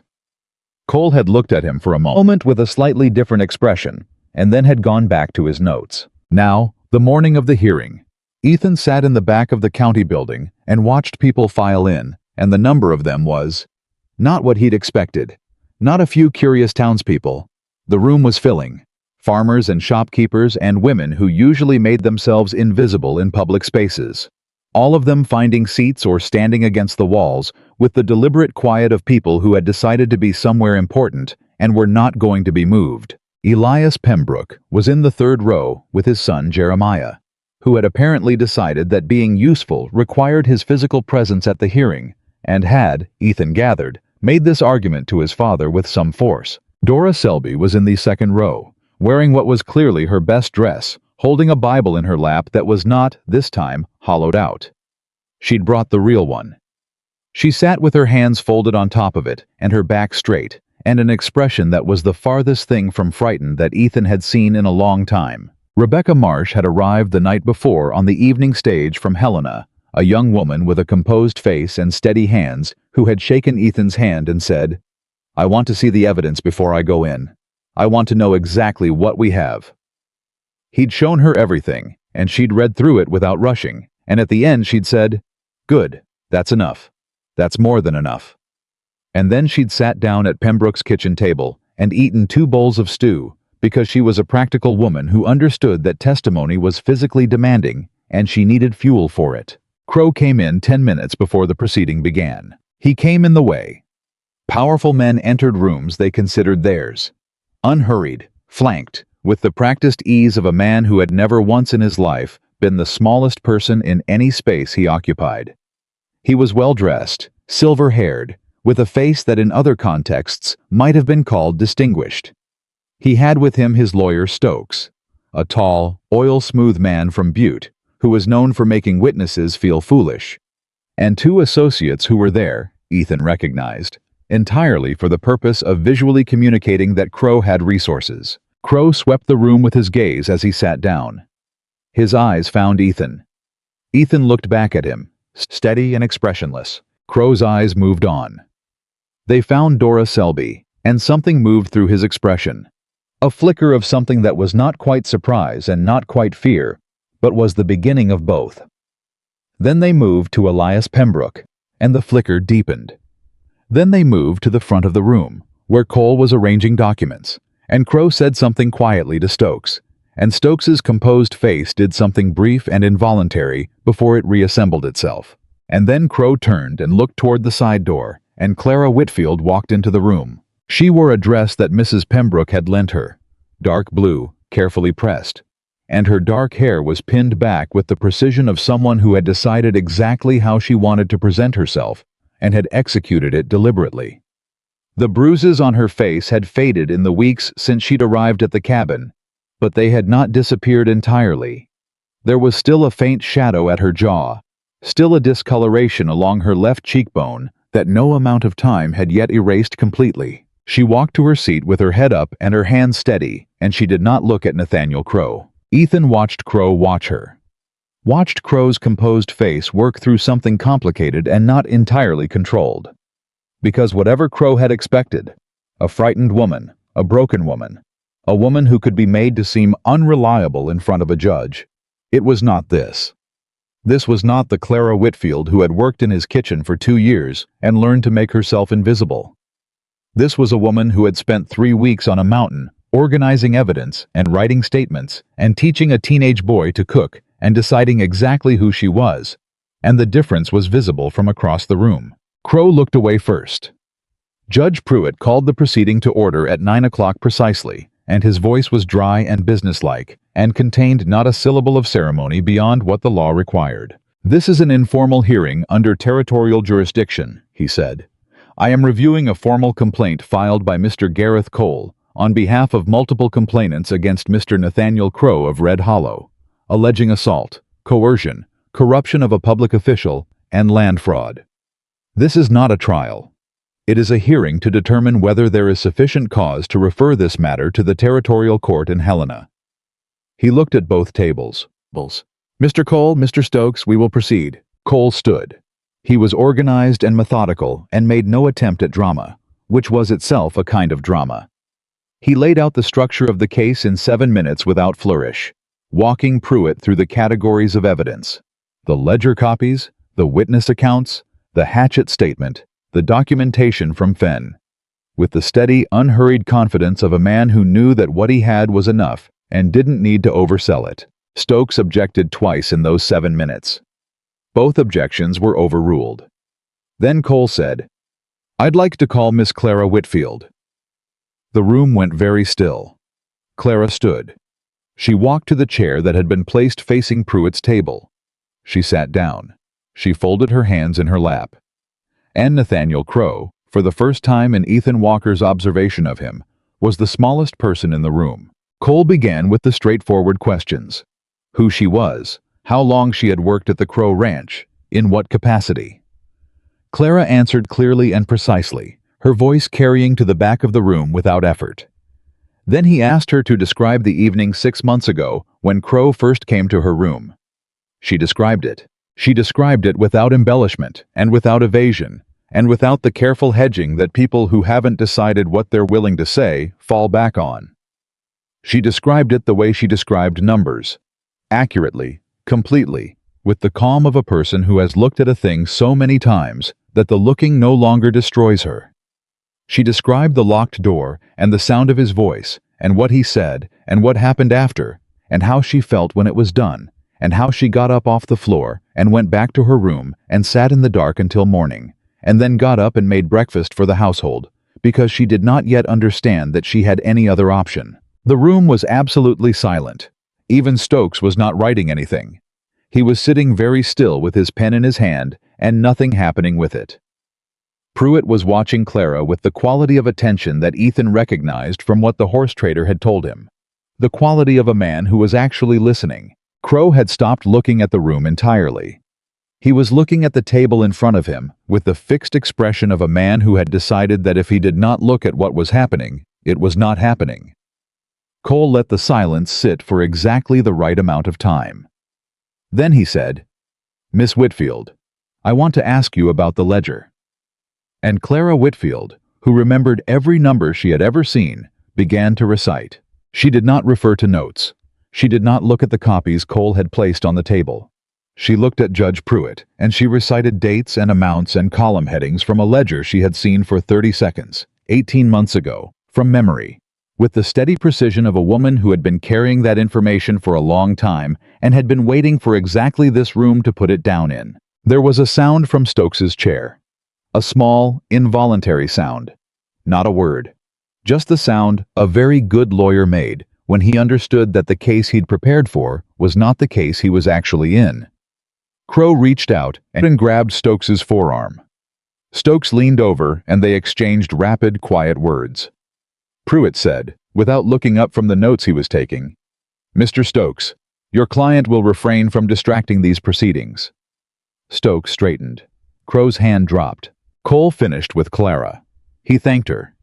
She sat very still for a second, and then she nodded once, and the nod was not for Cole, or for Pruitt, or for the room. It was for herself. It was a woman telling herself she'd done the thing. Then Stokes stood up. How was smooth, and he was prepared, and he started from exactly where Ethan had expected. Clara's character, her reliability, her motivations, the possibility of misremembrance or misinterpretation, or the particular fragility of a woman scorned. He got about 4 minutes into it before Clara stopped him. Not rudely, not loudly. She simply said, "I'd like to address that." Stokes paused. "The column heading," Clara said, her voice clear and calm. "On the 3rd page of the document, Mr. Cole submitted, you've suggested the payments might represent legitimate ranch operating expenses. The column heading reads, Community Relations, and it appears in a section of the ledger that also contains personal household expenditures, not business operations. The payments to the business accounts are in the section that begins on page 7. The payment to Briggs is in the personal section, appearing between an entry for Mrs. Crow's millinery expenses and an entry for a Christmas gift to Mr. Crow's brother in St. Louis." She paused. "Would you like me to give you the amounts of those adjacent entries as well?" Silence. Someone in the room, Ethan didn't see who, made a sound that was not quite a laugh but was close to one. Stokes said, "That won't be necessary." "All right," Clara said. He tried 3 more angles. She met each one with the same quality. Not combative, not emotional, simply precise. She answered every challenge with information, and when there was no information to offer, she said clearly that she didn't know, and when Stokes pushed beyond his evidence, she said equally clearly that he was asking her to speculate, and she didn't do that. After the 3rd attempt, Stokes sat down. He said something to Crow. Crow said something back. They were quiet enough that the words didn't carry, but the body language carried. The specific, appalling language of 2 men who were sitting with the realization that the shape of this day was not the shape they had planned for. Dora Selby testified next. She stood up in the 2nd row without being called, before Cole even had a chance to speak, and said, in a voice that rang off the back wall, "I believe I'm next." Cole looked at her and then at Pruitt, and then said, "Yes, ma'am. If you'd like to take the chair." She walked to the chair with her real Bible under her arm, and she sat down, and she looked at Judge Pruitt and she said, "I have kept a record for 12 years. I have 7 names. I have dates. I have physical descriptions of injuries I personally witnessed, and in 2 cases assisted in treating. I have the name of the doctor who treated one of those women and declined to report what he had clearly seen because he was afraid of Nathaniel Crow. And I have a letter that doctor wrote to me 6 months ago saying he was sorry, and that if anyone ever asked him, he would tell the truth." She reached into the hollowed-out Bible, the old one, the one with the notebook, and produced a small, dense book covered in neat handwriting. "I am ready to go through it entry by entry if the judge requires." Pruitt looked at her for a moment. "Your name, ma'am," he said. "Dora Selby. I run the laundry on Main Street. I have lived in Red Hollow for 17 years. She looked back at him steadily. "I should have done this 12 years ago." "You're doing it now," Pruitt said. "Yes, sir, I am." She went through the notebook. Every entry, every name, every date, every description. She did it in the same voice she'd probably used to list laundry orders her entire life. Steady and without decoration. Because the facts themselves were decoration enough. And Dora Selby had apparently decided at some point that when you carried something terrible for a long time, the best thing you could do when you finally set it down was set it down completely. When she was done, Stokes made a perfunctory attempt at cross-examination that lasted less than 3 minutes before he evidently decided he was making things worse for himself and sat back down. Ethan watched Crow during Dora Selby's testimony. He watched a man who had built an identity on being untouchable sit in a chair in his own town and hear 12 years of his history laid out in a woman's handwriting. And the thing that Ethan saw in Crow's face was not shame. He had not, in his experience, found men of Crow's type capable of shame, but something adjacent to it. Something that looked more like the particular horror of a man who had simply never once imagined this specific moment was possible. He had bought himself a reality in which this could not happen, and it was happening. Aldous Fenn testified after Selby. He was meticulous and precise, and referred to specific line items in the copies of his documents with a bookkeeper's trained specificity. And when Stokes challenged the chain of custody of the documents, Fenn produced a notarized letter he had sent to himself via the Missoula post office the week after he left Crow's employ, a sealed letter, never opened, with the postmark clear, which contained a summary of the ledger entries he had seen. Cole held it up so Pruitt could see it, and the judge examined the postmark and the seal and set it down. Stokes didn't challenge the documents again. Then came Cole Hatchett. He walked in through the side door. Ethan had arranged this so that Crow would not see him until he was already in the room. And when Crow turned and saw his foreman of 12 years sitting down in the chair facing Judge Pruitt, something happened to Crow's face that was the closest thing to unguarded that Ethan had seen from him all morning. "You," Crow said. He said it out loud, involuntarily, in the voice of a man who had not meant to speak but couldn't stop it.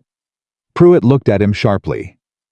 "Mr. Crow," he said, "you will not speak again unless you are invited to. Are we clear?"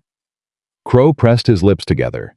His hands on the table in front of him were gripping each other with a white-knuckled force that the gesture was not quite controlled enough to hide.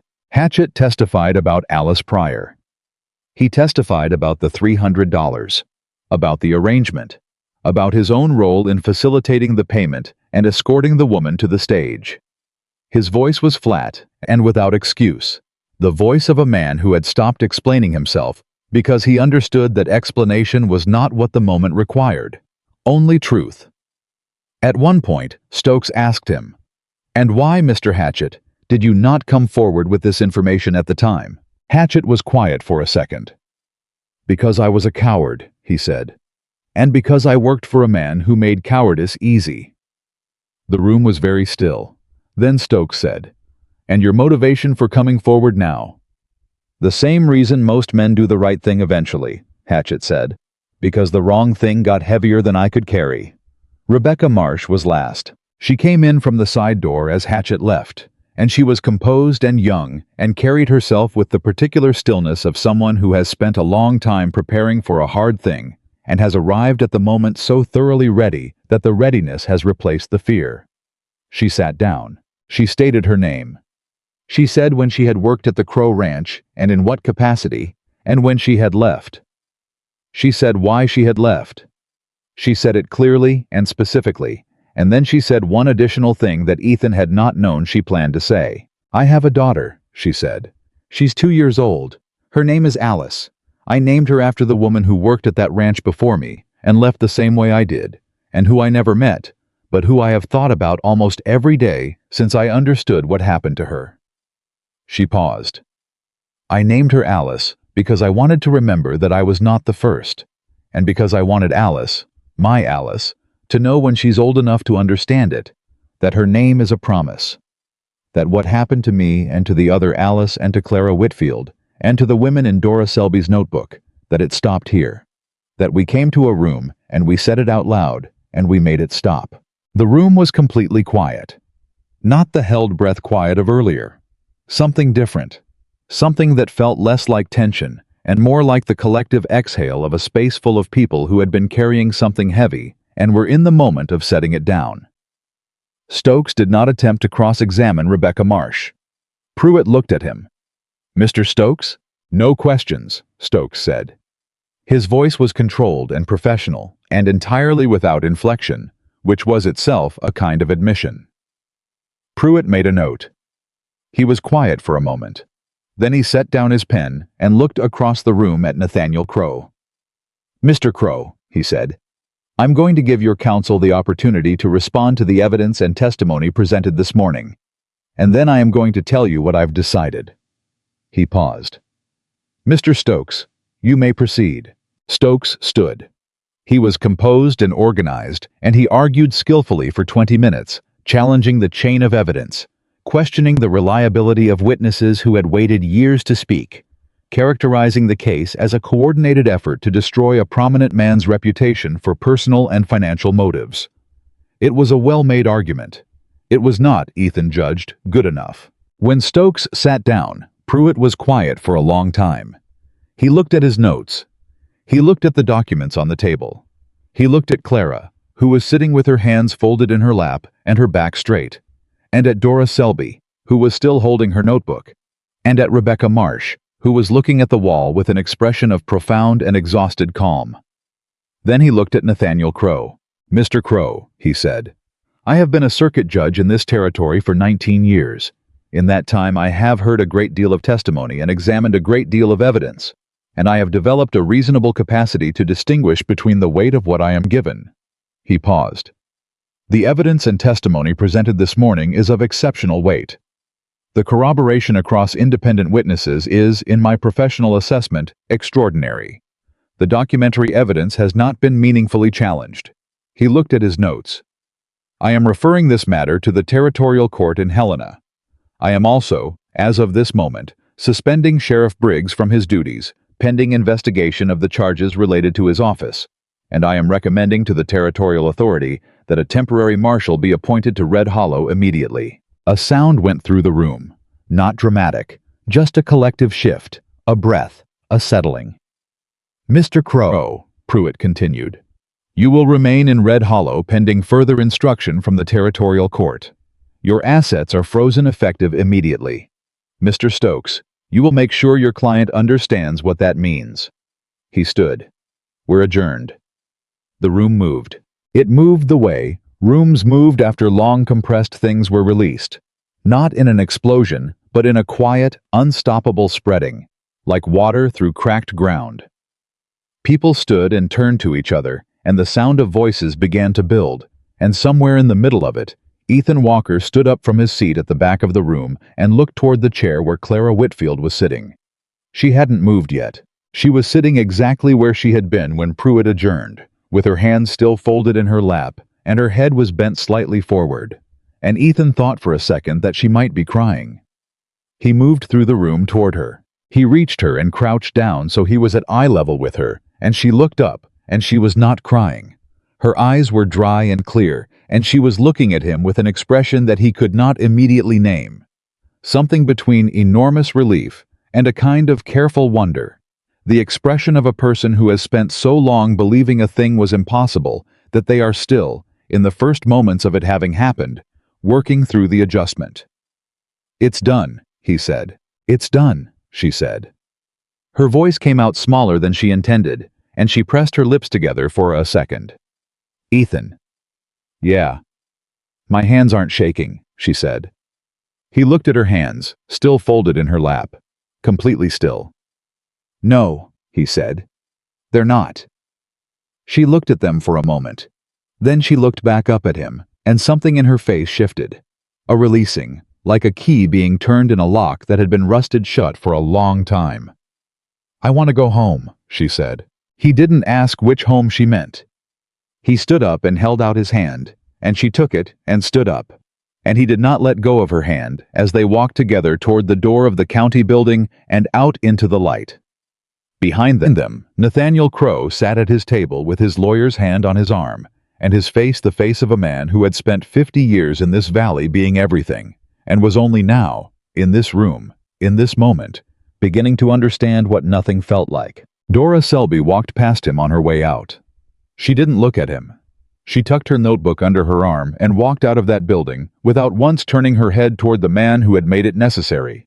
Because Dora Selby had spent 12 years thinking about Nathaniel Crow, and she had decided she was finished. Outside, in the sunlight, Rebecca Marsh was talking to Elias Pembroke, and Jeremiah was standing nearby looking like a young man who had just seen something he was going to carry with him for the rest of his life. And Gareth Cole was making notes with the absorbed energy of a man who had already moved on to the next strategic question. And Aldous Fenn was standing quietly at the edge of the crowd, with the expression of a man who had not slept a full night in 18 months and was beginning to understand that he might, tonight, sleep. Clara stood in the light outside the courthouse with her face turned up slightly, and Ethan stood beside her, and neither of them said anything for a moment. Then Dora Selby came up behind them and put one hand on Clara's shoulder, just briefly, just firmly, and said, "Well done, child," and kept walking. Clara closed her eyes. Just for a second, just long enough to feel it. Then she opened them. The days after the hearing moved differently than the days before it. That was the only way Ethan could describe it to himself, riding back up the mountain that afternoon with Clara beside him on the borrowed Pembroke horse. Something in the quality of the air had changed, the way air changed after a long storm finally broke. Not peaceful, exactly. There was still too much unfinished for peace, but different. Breathable in a way it hadn't been for weeks. Clara was quiet on the ride up. Not the careful quiet of someone managing fear, but the quiet of someone whose mind was moving fast through a lot of territory and didn't need words for it yet. Ethan gave her the silence. He'd learned in the past 3 weeks which of her silences needed filling and which ones needed leaving alone, and this one needed leaving alone. They were halfway up the trail when she said, without preamble, "Briggs is going to say he was coerced." "Probably. How wasn't? He took the money voluntarily for 9 years. "He did. And Fenn's documents show the pattern clearly enough that voluntary is the only reasonable interpretation." Ethan guided his horse around a loose rock on the trail. "Pruitt saw it." "Pruitt saw everything," Clara said. There was something in her voice when she said it. Not relief. Something more complicated than relief. The particular quality of a person who has spent a long time not being believed, and is still in the early stages of adjusting to the fact of being believed now. "He did," Ethan said. She was quiet for another stretch. Then, "Rebecca Marsh is staying in Red Hollow for 2 weeks. She told me before we left. She said she wants to walk through that town and not hide, just once, before she goes back to Helena." "Good." Dora Selby said she's going to name the laundry. Clara turned slightly in the saddle to look at him. "She's been running it for 17 years without a name. Just the laundry on Main Street. She said she's going to put a sign up. Said she's earned the right to have her name on something in this town." Something moved through Ethan's chest, quiet and sure. "Dora Selby's laundry," he said. "That's what she said." Clara turned back to the trail. "I want to be there when she puts the sign up." They reached the cabin as the last light was going gold above the tree line, and Jeremiah Pembroke's horse was already gone from the barn. The boy had headed back down to his father's farm from the courthouse, and the cabin was quiet and still and entirely itself, the way it was always entirely itself, indifferent to what had or hadn't happened below in the valley. Clara went inside, and Ethan saw to the horses, and when he came in, she had the fire going and was standing at the stove with her sleeves rolled up and the cast-iron skillet in her hand, and the sight of her standing in his kitchen like that, with the fire going and the light moving over her face, and the skillet that she'd once considered using as a weapon now being used for its intended purpose, landed somewhere in him with a weight he wasn't quite ready to name. "Sit down," she said, without turning around. "I'm cooking." He sat. "You don't have to." "I know I don't have to." She set the skillet on the fire. "I want to. I haven't cooked because I wanted to in a long time." A pause. Cooking for someone who deserves it is different from cooking because you have to. Ethan sat at the table and did not say anything, and watched her move around his kitchen with the ease of someone who had learned the space and made it her own, and thought about deserving things, and thought about the specific and surprising quality of the last 3 weeks, and thought about what she'd said on the porch. "You don't have to go back to being alone." And the answer he'd given, which had been true when he said it, and was more true now. She set a plate in front of him. "Eat," she said. He ate. She sat across from him and ate too, and the fire made the only sound in the cabin for a while. and it was the most comfortable silence Ethan Walker had sat in for 15 years, maybe longer. "What happens next?" she said finally. "With the territorial court, timeline. Back to business." He'd learned that about her too. The way she used practical questions to hold herself together when the emotional weight of something got too heavy to carry directly. He met her where she was. "Cole thinks 6 to 8 weeks before the formal proceedings in Helena," he said. "Crow's assets are frozen, which means his lawyers are working on a retainer that already existed, not new money, which limits what Stokes can do. Cole considers that significant." He picked up his coffee. "Rebecca and Dora will both need to go to Helena when the time comes. Fen is already there. You'll need to go." "I know. Cole will prepare you. He's good at that. The preparation. He thinks you're—" He paused. "What does he think?" "He said, and I'm quoting him directly, that you were the finest witness he had ever put in front of a judge." Clara looked at her plate for a second. "He's being generous," she said. "He's being accurate," Ethan said. "Cole doesn't do generous. It's not in his professional vocabulary." She was quiet for a moment. Then, "I didn't feel fine. I felt—" She stopped, started again. "I felt like the whole room was watching me decide who I was going to be. Like everything depended on whether I could stay in my own body through it." "And you did." "I did." She looked up. "You were in the back of the room the whole time." "I was.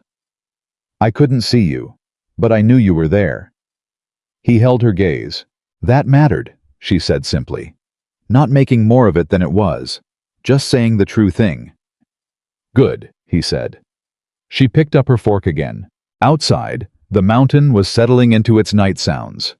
The wind in the pines, the creek running somewhere below, an owl announcing itself in the dark. The sounds that Ethan had fallen asleep to for 15 years, and that he realized, hearing differently now. Not as the sounds of solitude, as the sounds of a place that had, without any ceremony, become something more than solitude. The next morning, Ethan rode down to the valley alone, not to town, just to the edge of his property, where the trail leveled out and you could see Red Hollow spread below. He sat on his horse and looked at it for a long time, the way he had looked at it 3 weeks ago when he'd gone to the edge and decided something. The difference this time was that the thing he'd decided had been decided, and the town below was the same town in all its ordinary dimensions, but tilted slightly, reorganized around a new fact. Briggs's office was empty, the temporary marshal having arrived from Missoula the previous evening. Crow's land office had its shutters pulled. The general store with Crow's name above the door was open, because the man who ran it for Crow had a family to feed, and the store itself had done nothing wrong, and Red Hollow needed a general store. The town was the same, and not the same. That was how it went, Ethan thought. You didn't burn a thing down and build something new. You worked in the existing structure, and you changed what was rotten, and you kept what was sound, and eventually the thing you had was different from what you'd started with, even if it looked similar from the outside. He turned his horse and rode back up. Clara was at the table when he came in, writing. She'd been writing a lot in the days since the hearing. Not testimony, something different. She covered the papers with her hand when he came in, not furtively, just automatically, and he didn't ask. "Pembroke sent word," she said. "Jeremiah rode up this morning while you were out. Dora Selby is putting the sign up this afternoon. She wants us there." "We'll go," Ethan said. She nodded and went back to her writing, and he went to the barn to check on the horses. And when he came back, she was still writing, and there was something on her face, focused and quiet and entirely her own, that he recognized as the expression of a woman who was doing exactly what she was supposed to be doing, in exactly the space she needed to do it in. He did not interrupt her. At 2 in the afternoon, they rode down to Red Hollow together. Dora Selby had painted the sign herself. It was not elaborate. Dark letters on a pale board, straightforward and clear. Selby's Laundry. She'd had Elias Pembroke nail the bracket to the wall above her door. And when Ethan and Clara arrived, a small collection of townspeople had already gathered in front of the building without any formal announcement, the way communities sometimes gathered for things that mattered without being told that they mattered. Dora stood in front of her door with the sign in her hands and looked at the assembled faces. Pembroke and his son, Rebecca Marsh, the doctor who had written the letter of apology and had the grace to show his face here today. 3 women who had been on the periphery of the whole proceedings, and who, Ethan gathered from the way they stood near Dora, had known her for a long time and owed her various kinds of debt. And Clara, who stood at the edge of the small crowd with her hands at her sides and watched Dora Selby with an expression of open, uncomplicated admiration. Dora looked at the sign for a moment. Then she said, "I've been running this laundry for 17 years, and I never put my name on it because I was afraid that a man in this town would make me regret it." She paused. "I am done being afraid of that man." She looked at Pembroke. "Elias." Pembroke climbed the short ladder and took the sign and fitted it into the bracket and drove the nail, and it went up level and straight with the particular solidity of something that intended to stay. Dora Selby looked at her name on the side of her building. Nobody clapped. Nobody said anything ceremonial. It wasn't that kind of moment. It was quieter and more real than that.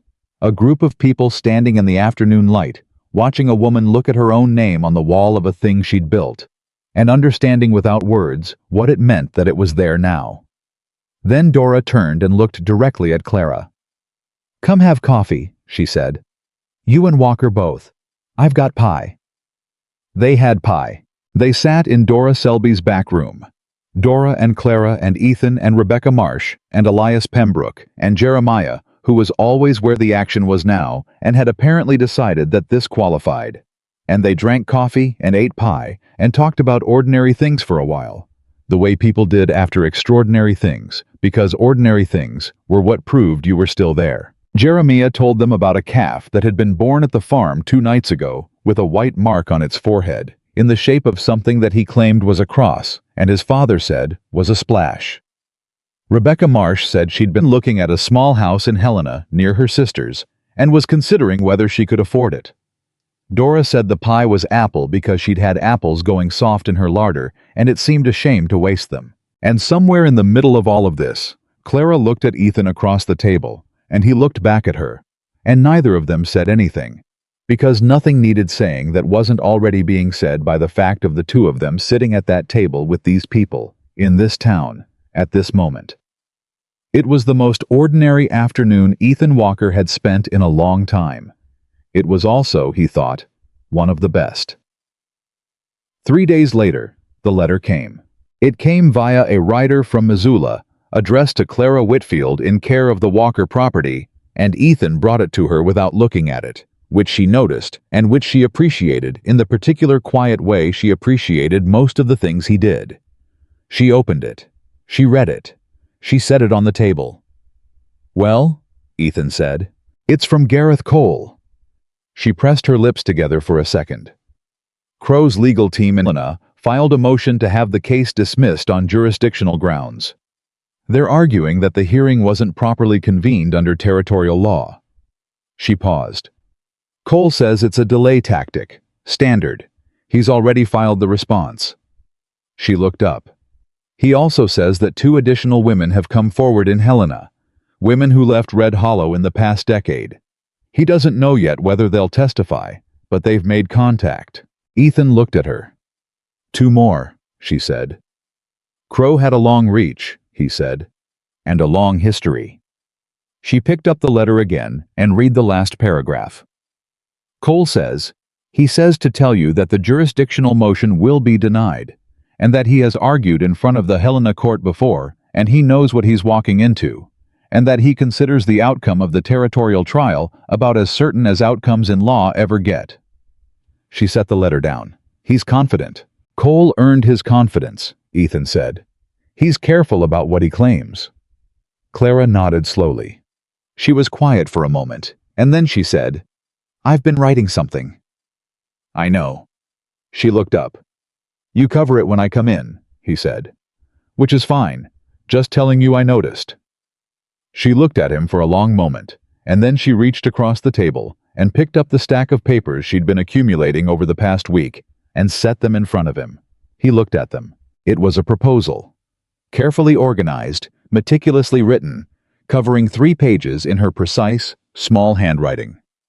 A proposal for a boarding house. The plan she'd had when she came to Red Hollow 2 years ago. The one she'd set aside, and that Ethan had told her on the first night wasn't dead. But it was different from what she'd originally planned. Bigger. And specific to something she'd identified in the past 3 weeks. The proposal outlined a boarding house in Red Hollow that would serve, in addition to regular paying guests, as a reliable and private place for women in situations like hers. Women who needed somewhere to go that wasn't defined by whoever they were running from. Not a charity. A business, run on business principles, with a small separate fund established from a portion of the proceeds that would allow for reduced rates in cases of genuine need. She'd done the accounting. Occupancy projections, operating costs, establishment costs, expected revenue by month for the first 2 years. All of it, laid out with the thoroughness of a woman who had run a household and kept books since she was 12 years old. Ethan read every page. When he finished, he set the papers down. "There's a building on Clearwater Street," he said. 2-story. It was a hotel for about a year in 78 and 80 before the owner went back east. It's been sitting empty since. The county took it for unpaid taxes in 82. He paused. "I know the county assessor. The new one, not the one Crow was paying." He met her eyes. "It might be available." Clara stared at him. "You know the assessor," she said. "I know most people in this territory, one way or another. I've been here a long time." He tapped the proposal. "This is a good plan." "It's a real plan," she said. "It needs capital." "How much?" She told him the number. I was quiet for a moment. "I have some savings. Not everything you need, but a beginning." "Ethan, it's an investment," he said. "In a good plan run by a person I trust completely. That's not charity, that's judgment." He held her gaze. "And before you argue with me, I want you to think about whether you would turn down investment capital from Gareth Cole or Elias Pembroke. And if the answer is no, then consider why the answer would be different with me." She looked at him steadily. "Because Gareth Cole and Elias Pembroke are not—" She stopped. "Not what?" he said. She pressed her lips together. A long pause. And then, with the same quality she brought to everything, direct, honest, without unnecessary decoration, she said, "Not someone I'm in danger of caring about too much." The cabin was very quiet. Ethan looked at her for a long moment. "That right," he said. "That's what I said." "Is it a problem?" he said. "The caring about." She thought about it. He could see her thinking about it, turning it over with the same thoroughness she applied to accounting, which was, he thought, both exactly who she was and exactly what he wanted her to be. "No," she said finally. "I don't think so. I think it might be the least problematic thing in my life right now, which is saying something given the last 6 months." She looked at her proposal on the table between them. "I think it might actually be the most solid thing I have." Ethan was quiet for a second. "Well," he said. "Well," she agreed. Neither of them said anything more for a moment. Neither of them needed to. There was a particular kind of understanding between people who had been through something hard together, a shorthand that didn't require words, a knowledge of each other that had been built not in moments of comfort, but in moments of pressure, which was the only kind of knowledge that held when tested. He picked up her proposal and squared the pages and set them back on the table in front of her. "Talk to the assessor this week," he said, "about the Clearwater building. Will you come with me?" "If you want me to." "I want you to," she said, simply, without qualifying it. "Then I'll come," he said. The territorial trial in Helena happened 6 weeks later, and it went the way Gareth Cole had said it would go.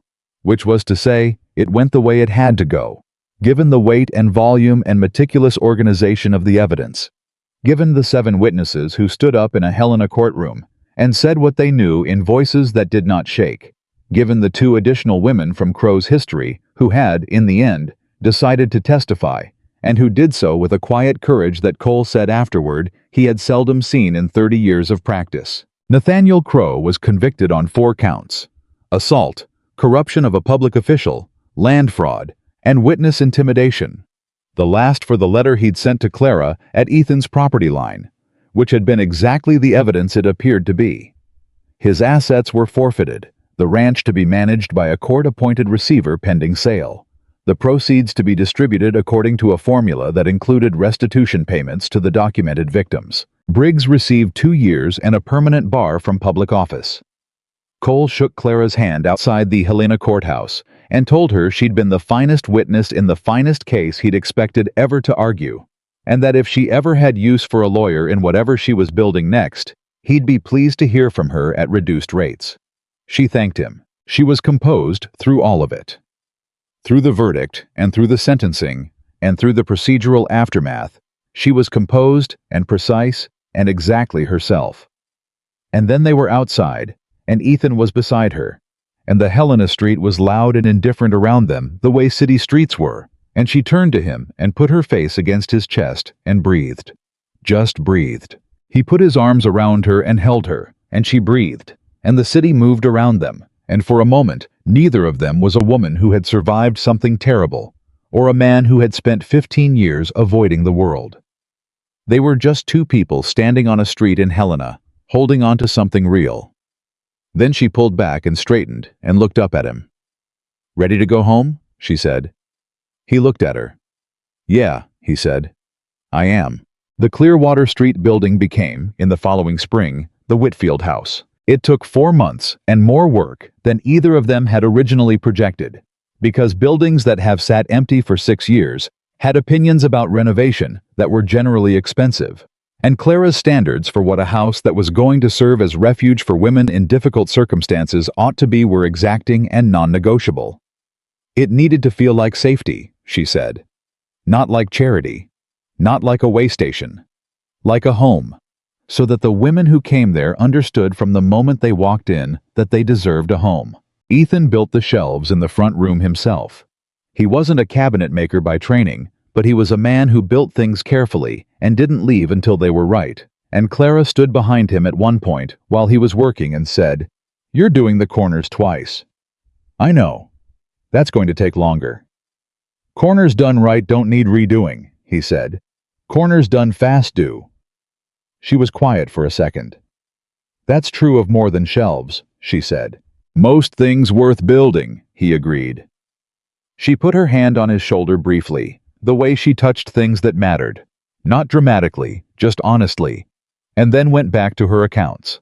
Dora Selby was the first person Clara asked to be on the small board of advisors for the house's assistance fund. Dora said yes before Clara had finished the sentence, and brought to the role the same organized tenacity she'd brought to keeping records for 12 years, and the same conviction she'd brought to putting her name on her wall. Rebecca Marsh sent a letter from Helena saying she'd told 3 women she knew about the Whitfield house and that 2 of them had already written to Clara directly.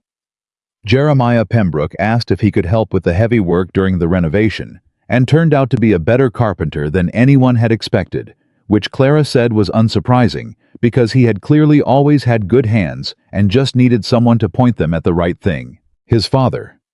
Elias said he'd supply eggs and produce to the house at cost, because feeding people who needed feeding was one of the things a farm was for. And he said it the matter-of-fact way that Ethan had come to understand was how the best people in this territory operated. Like doing the right thing didn't require special credit, just the doing of it. Cole Hatchett came to Ethan 3 weeks after the Helena verdict and asked if there was work. He had resigned from Crow's Ranch the day of the Red Hollow hearing and had been doing odd jobs since. And he looked like a man who was in the early stages of building himself into someone different, and wasn't sure yet whether the lumber was going to hold. Ethan looked at him for a long moment. "There's work at the Whitfield house," he said. "Hard work. Manual labor mostly. Renovation." He paused. "Clara makes the decision on who's on that property, not me." Hatchett nodded. "I'll ask her," he said. He asked her. She looked at him steadily for a long time, and then said that she would give him 1 week's work on a trial basis, and that she would form her own opinion on the question of trust, and that nobody's past was either a permanent credential or a permanent bar in her establishment, and that she expected anyone working on her property to understand that. He worked the week, then another. He was good with his hands, and he worked hard, and he did not, in Clara's assessment, require managing. He showed up and did the work without needing to be told he'd done it well, which she considered a significant indicator of character. She kept him on. Ethan spent most of his time between the cabin and the Whitfield house during those months, which meant he spent most of his time between the mountain and the valley, which meant he was no longer exactly a mountain man in the way he had been for 15 years, and no longer exactly a valley man, but something in between that didn't have a name yet and didn't need one. The cabin was still his. He still went up there. He still needed the mountain, the way some people needed silence. Not absence, just a particular quality of space. But he went up knowing he was coming back down, which was different from the way he'd lived before, when going up was the whole point and coming down was just errands. He came down for supper most evenings. That was how it settled. Not with declaration, not with conversation, just with the natural gravity of two people whose days had become organized around each other. He came down and she cooked, or he cooked, or they cooked together, and they sat at the table in the Whitfield house kitchen and talked about what needed doing the next day, and what Cole had said in his last letter, and what Dora had told her, and what Jeremiah had managed to accomplish with the east wall. Ordinary things, the best things.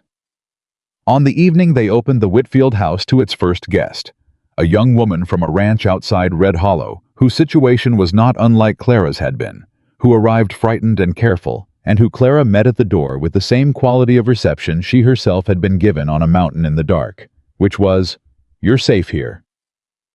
Ethan sat on the front steps of the house afterward and looked at the lights on Clearwater Street. Clara came out and sat beside him. "First night," she said. "How is she?" "Scared. Eating."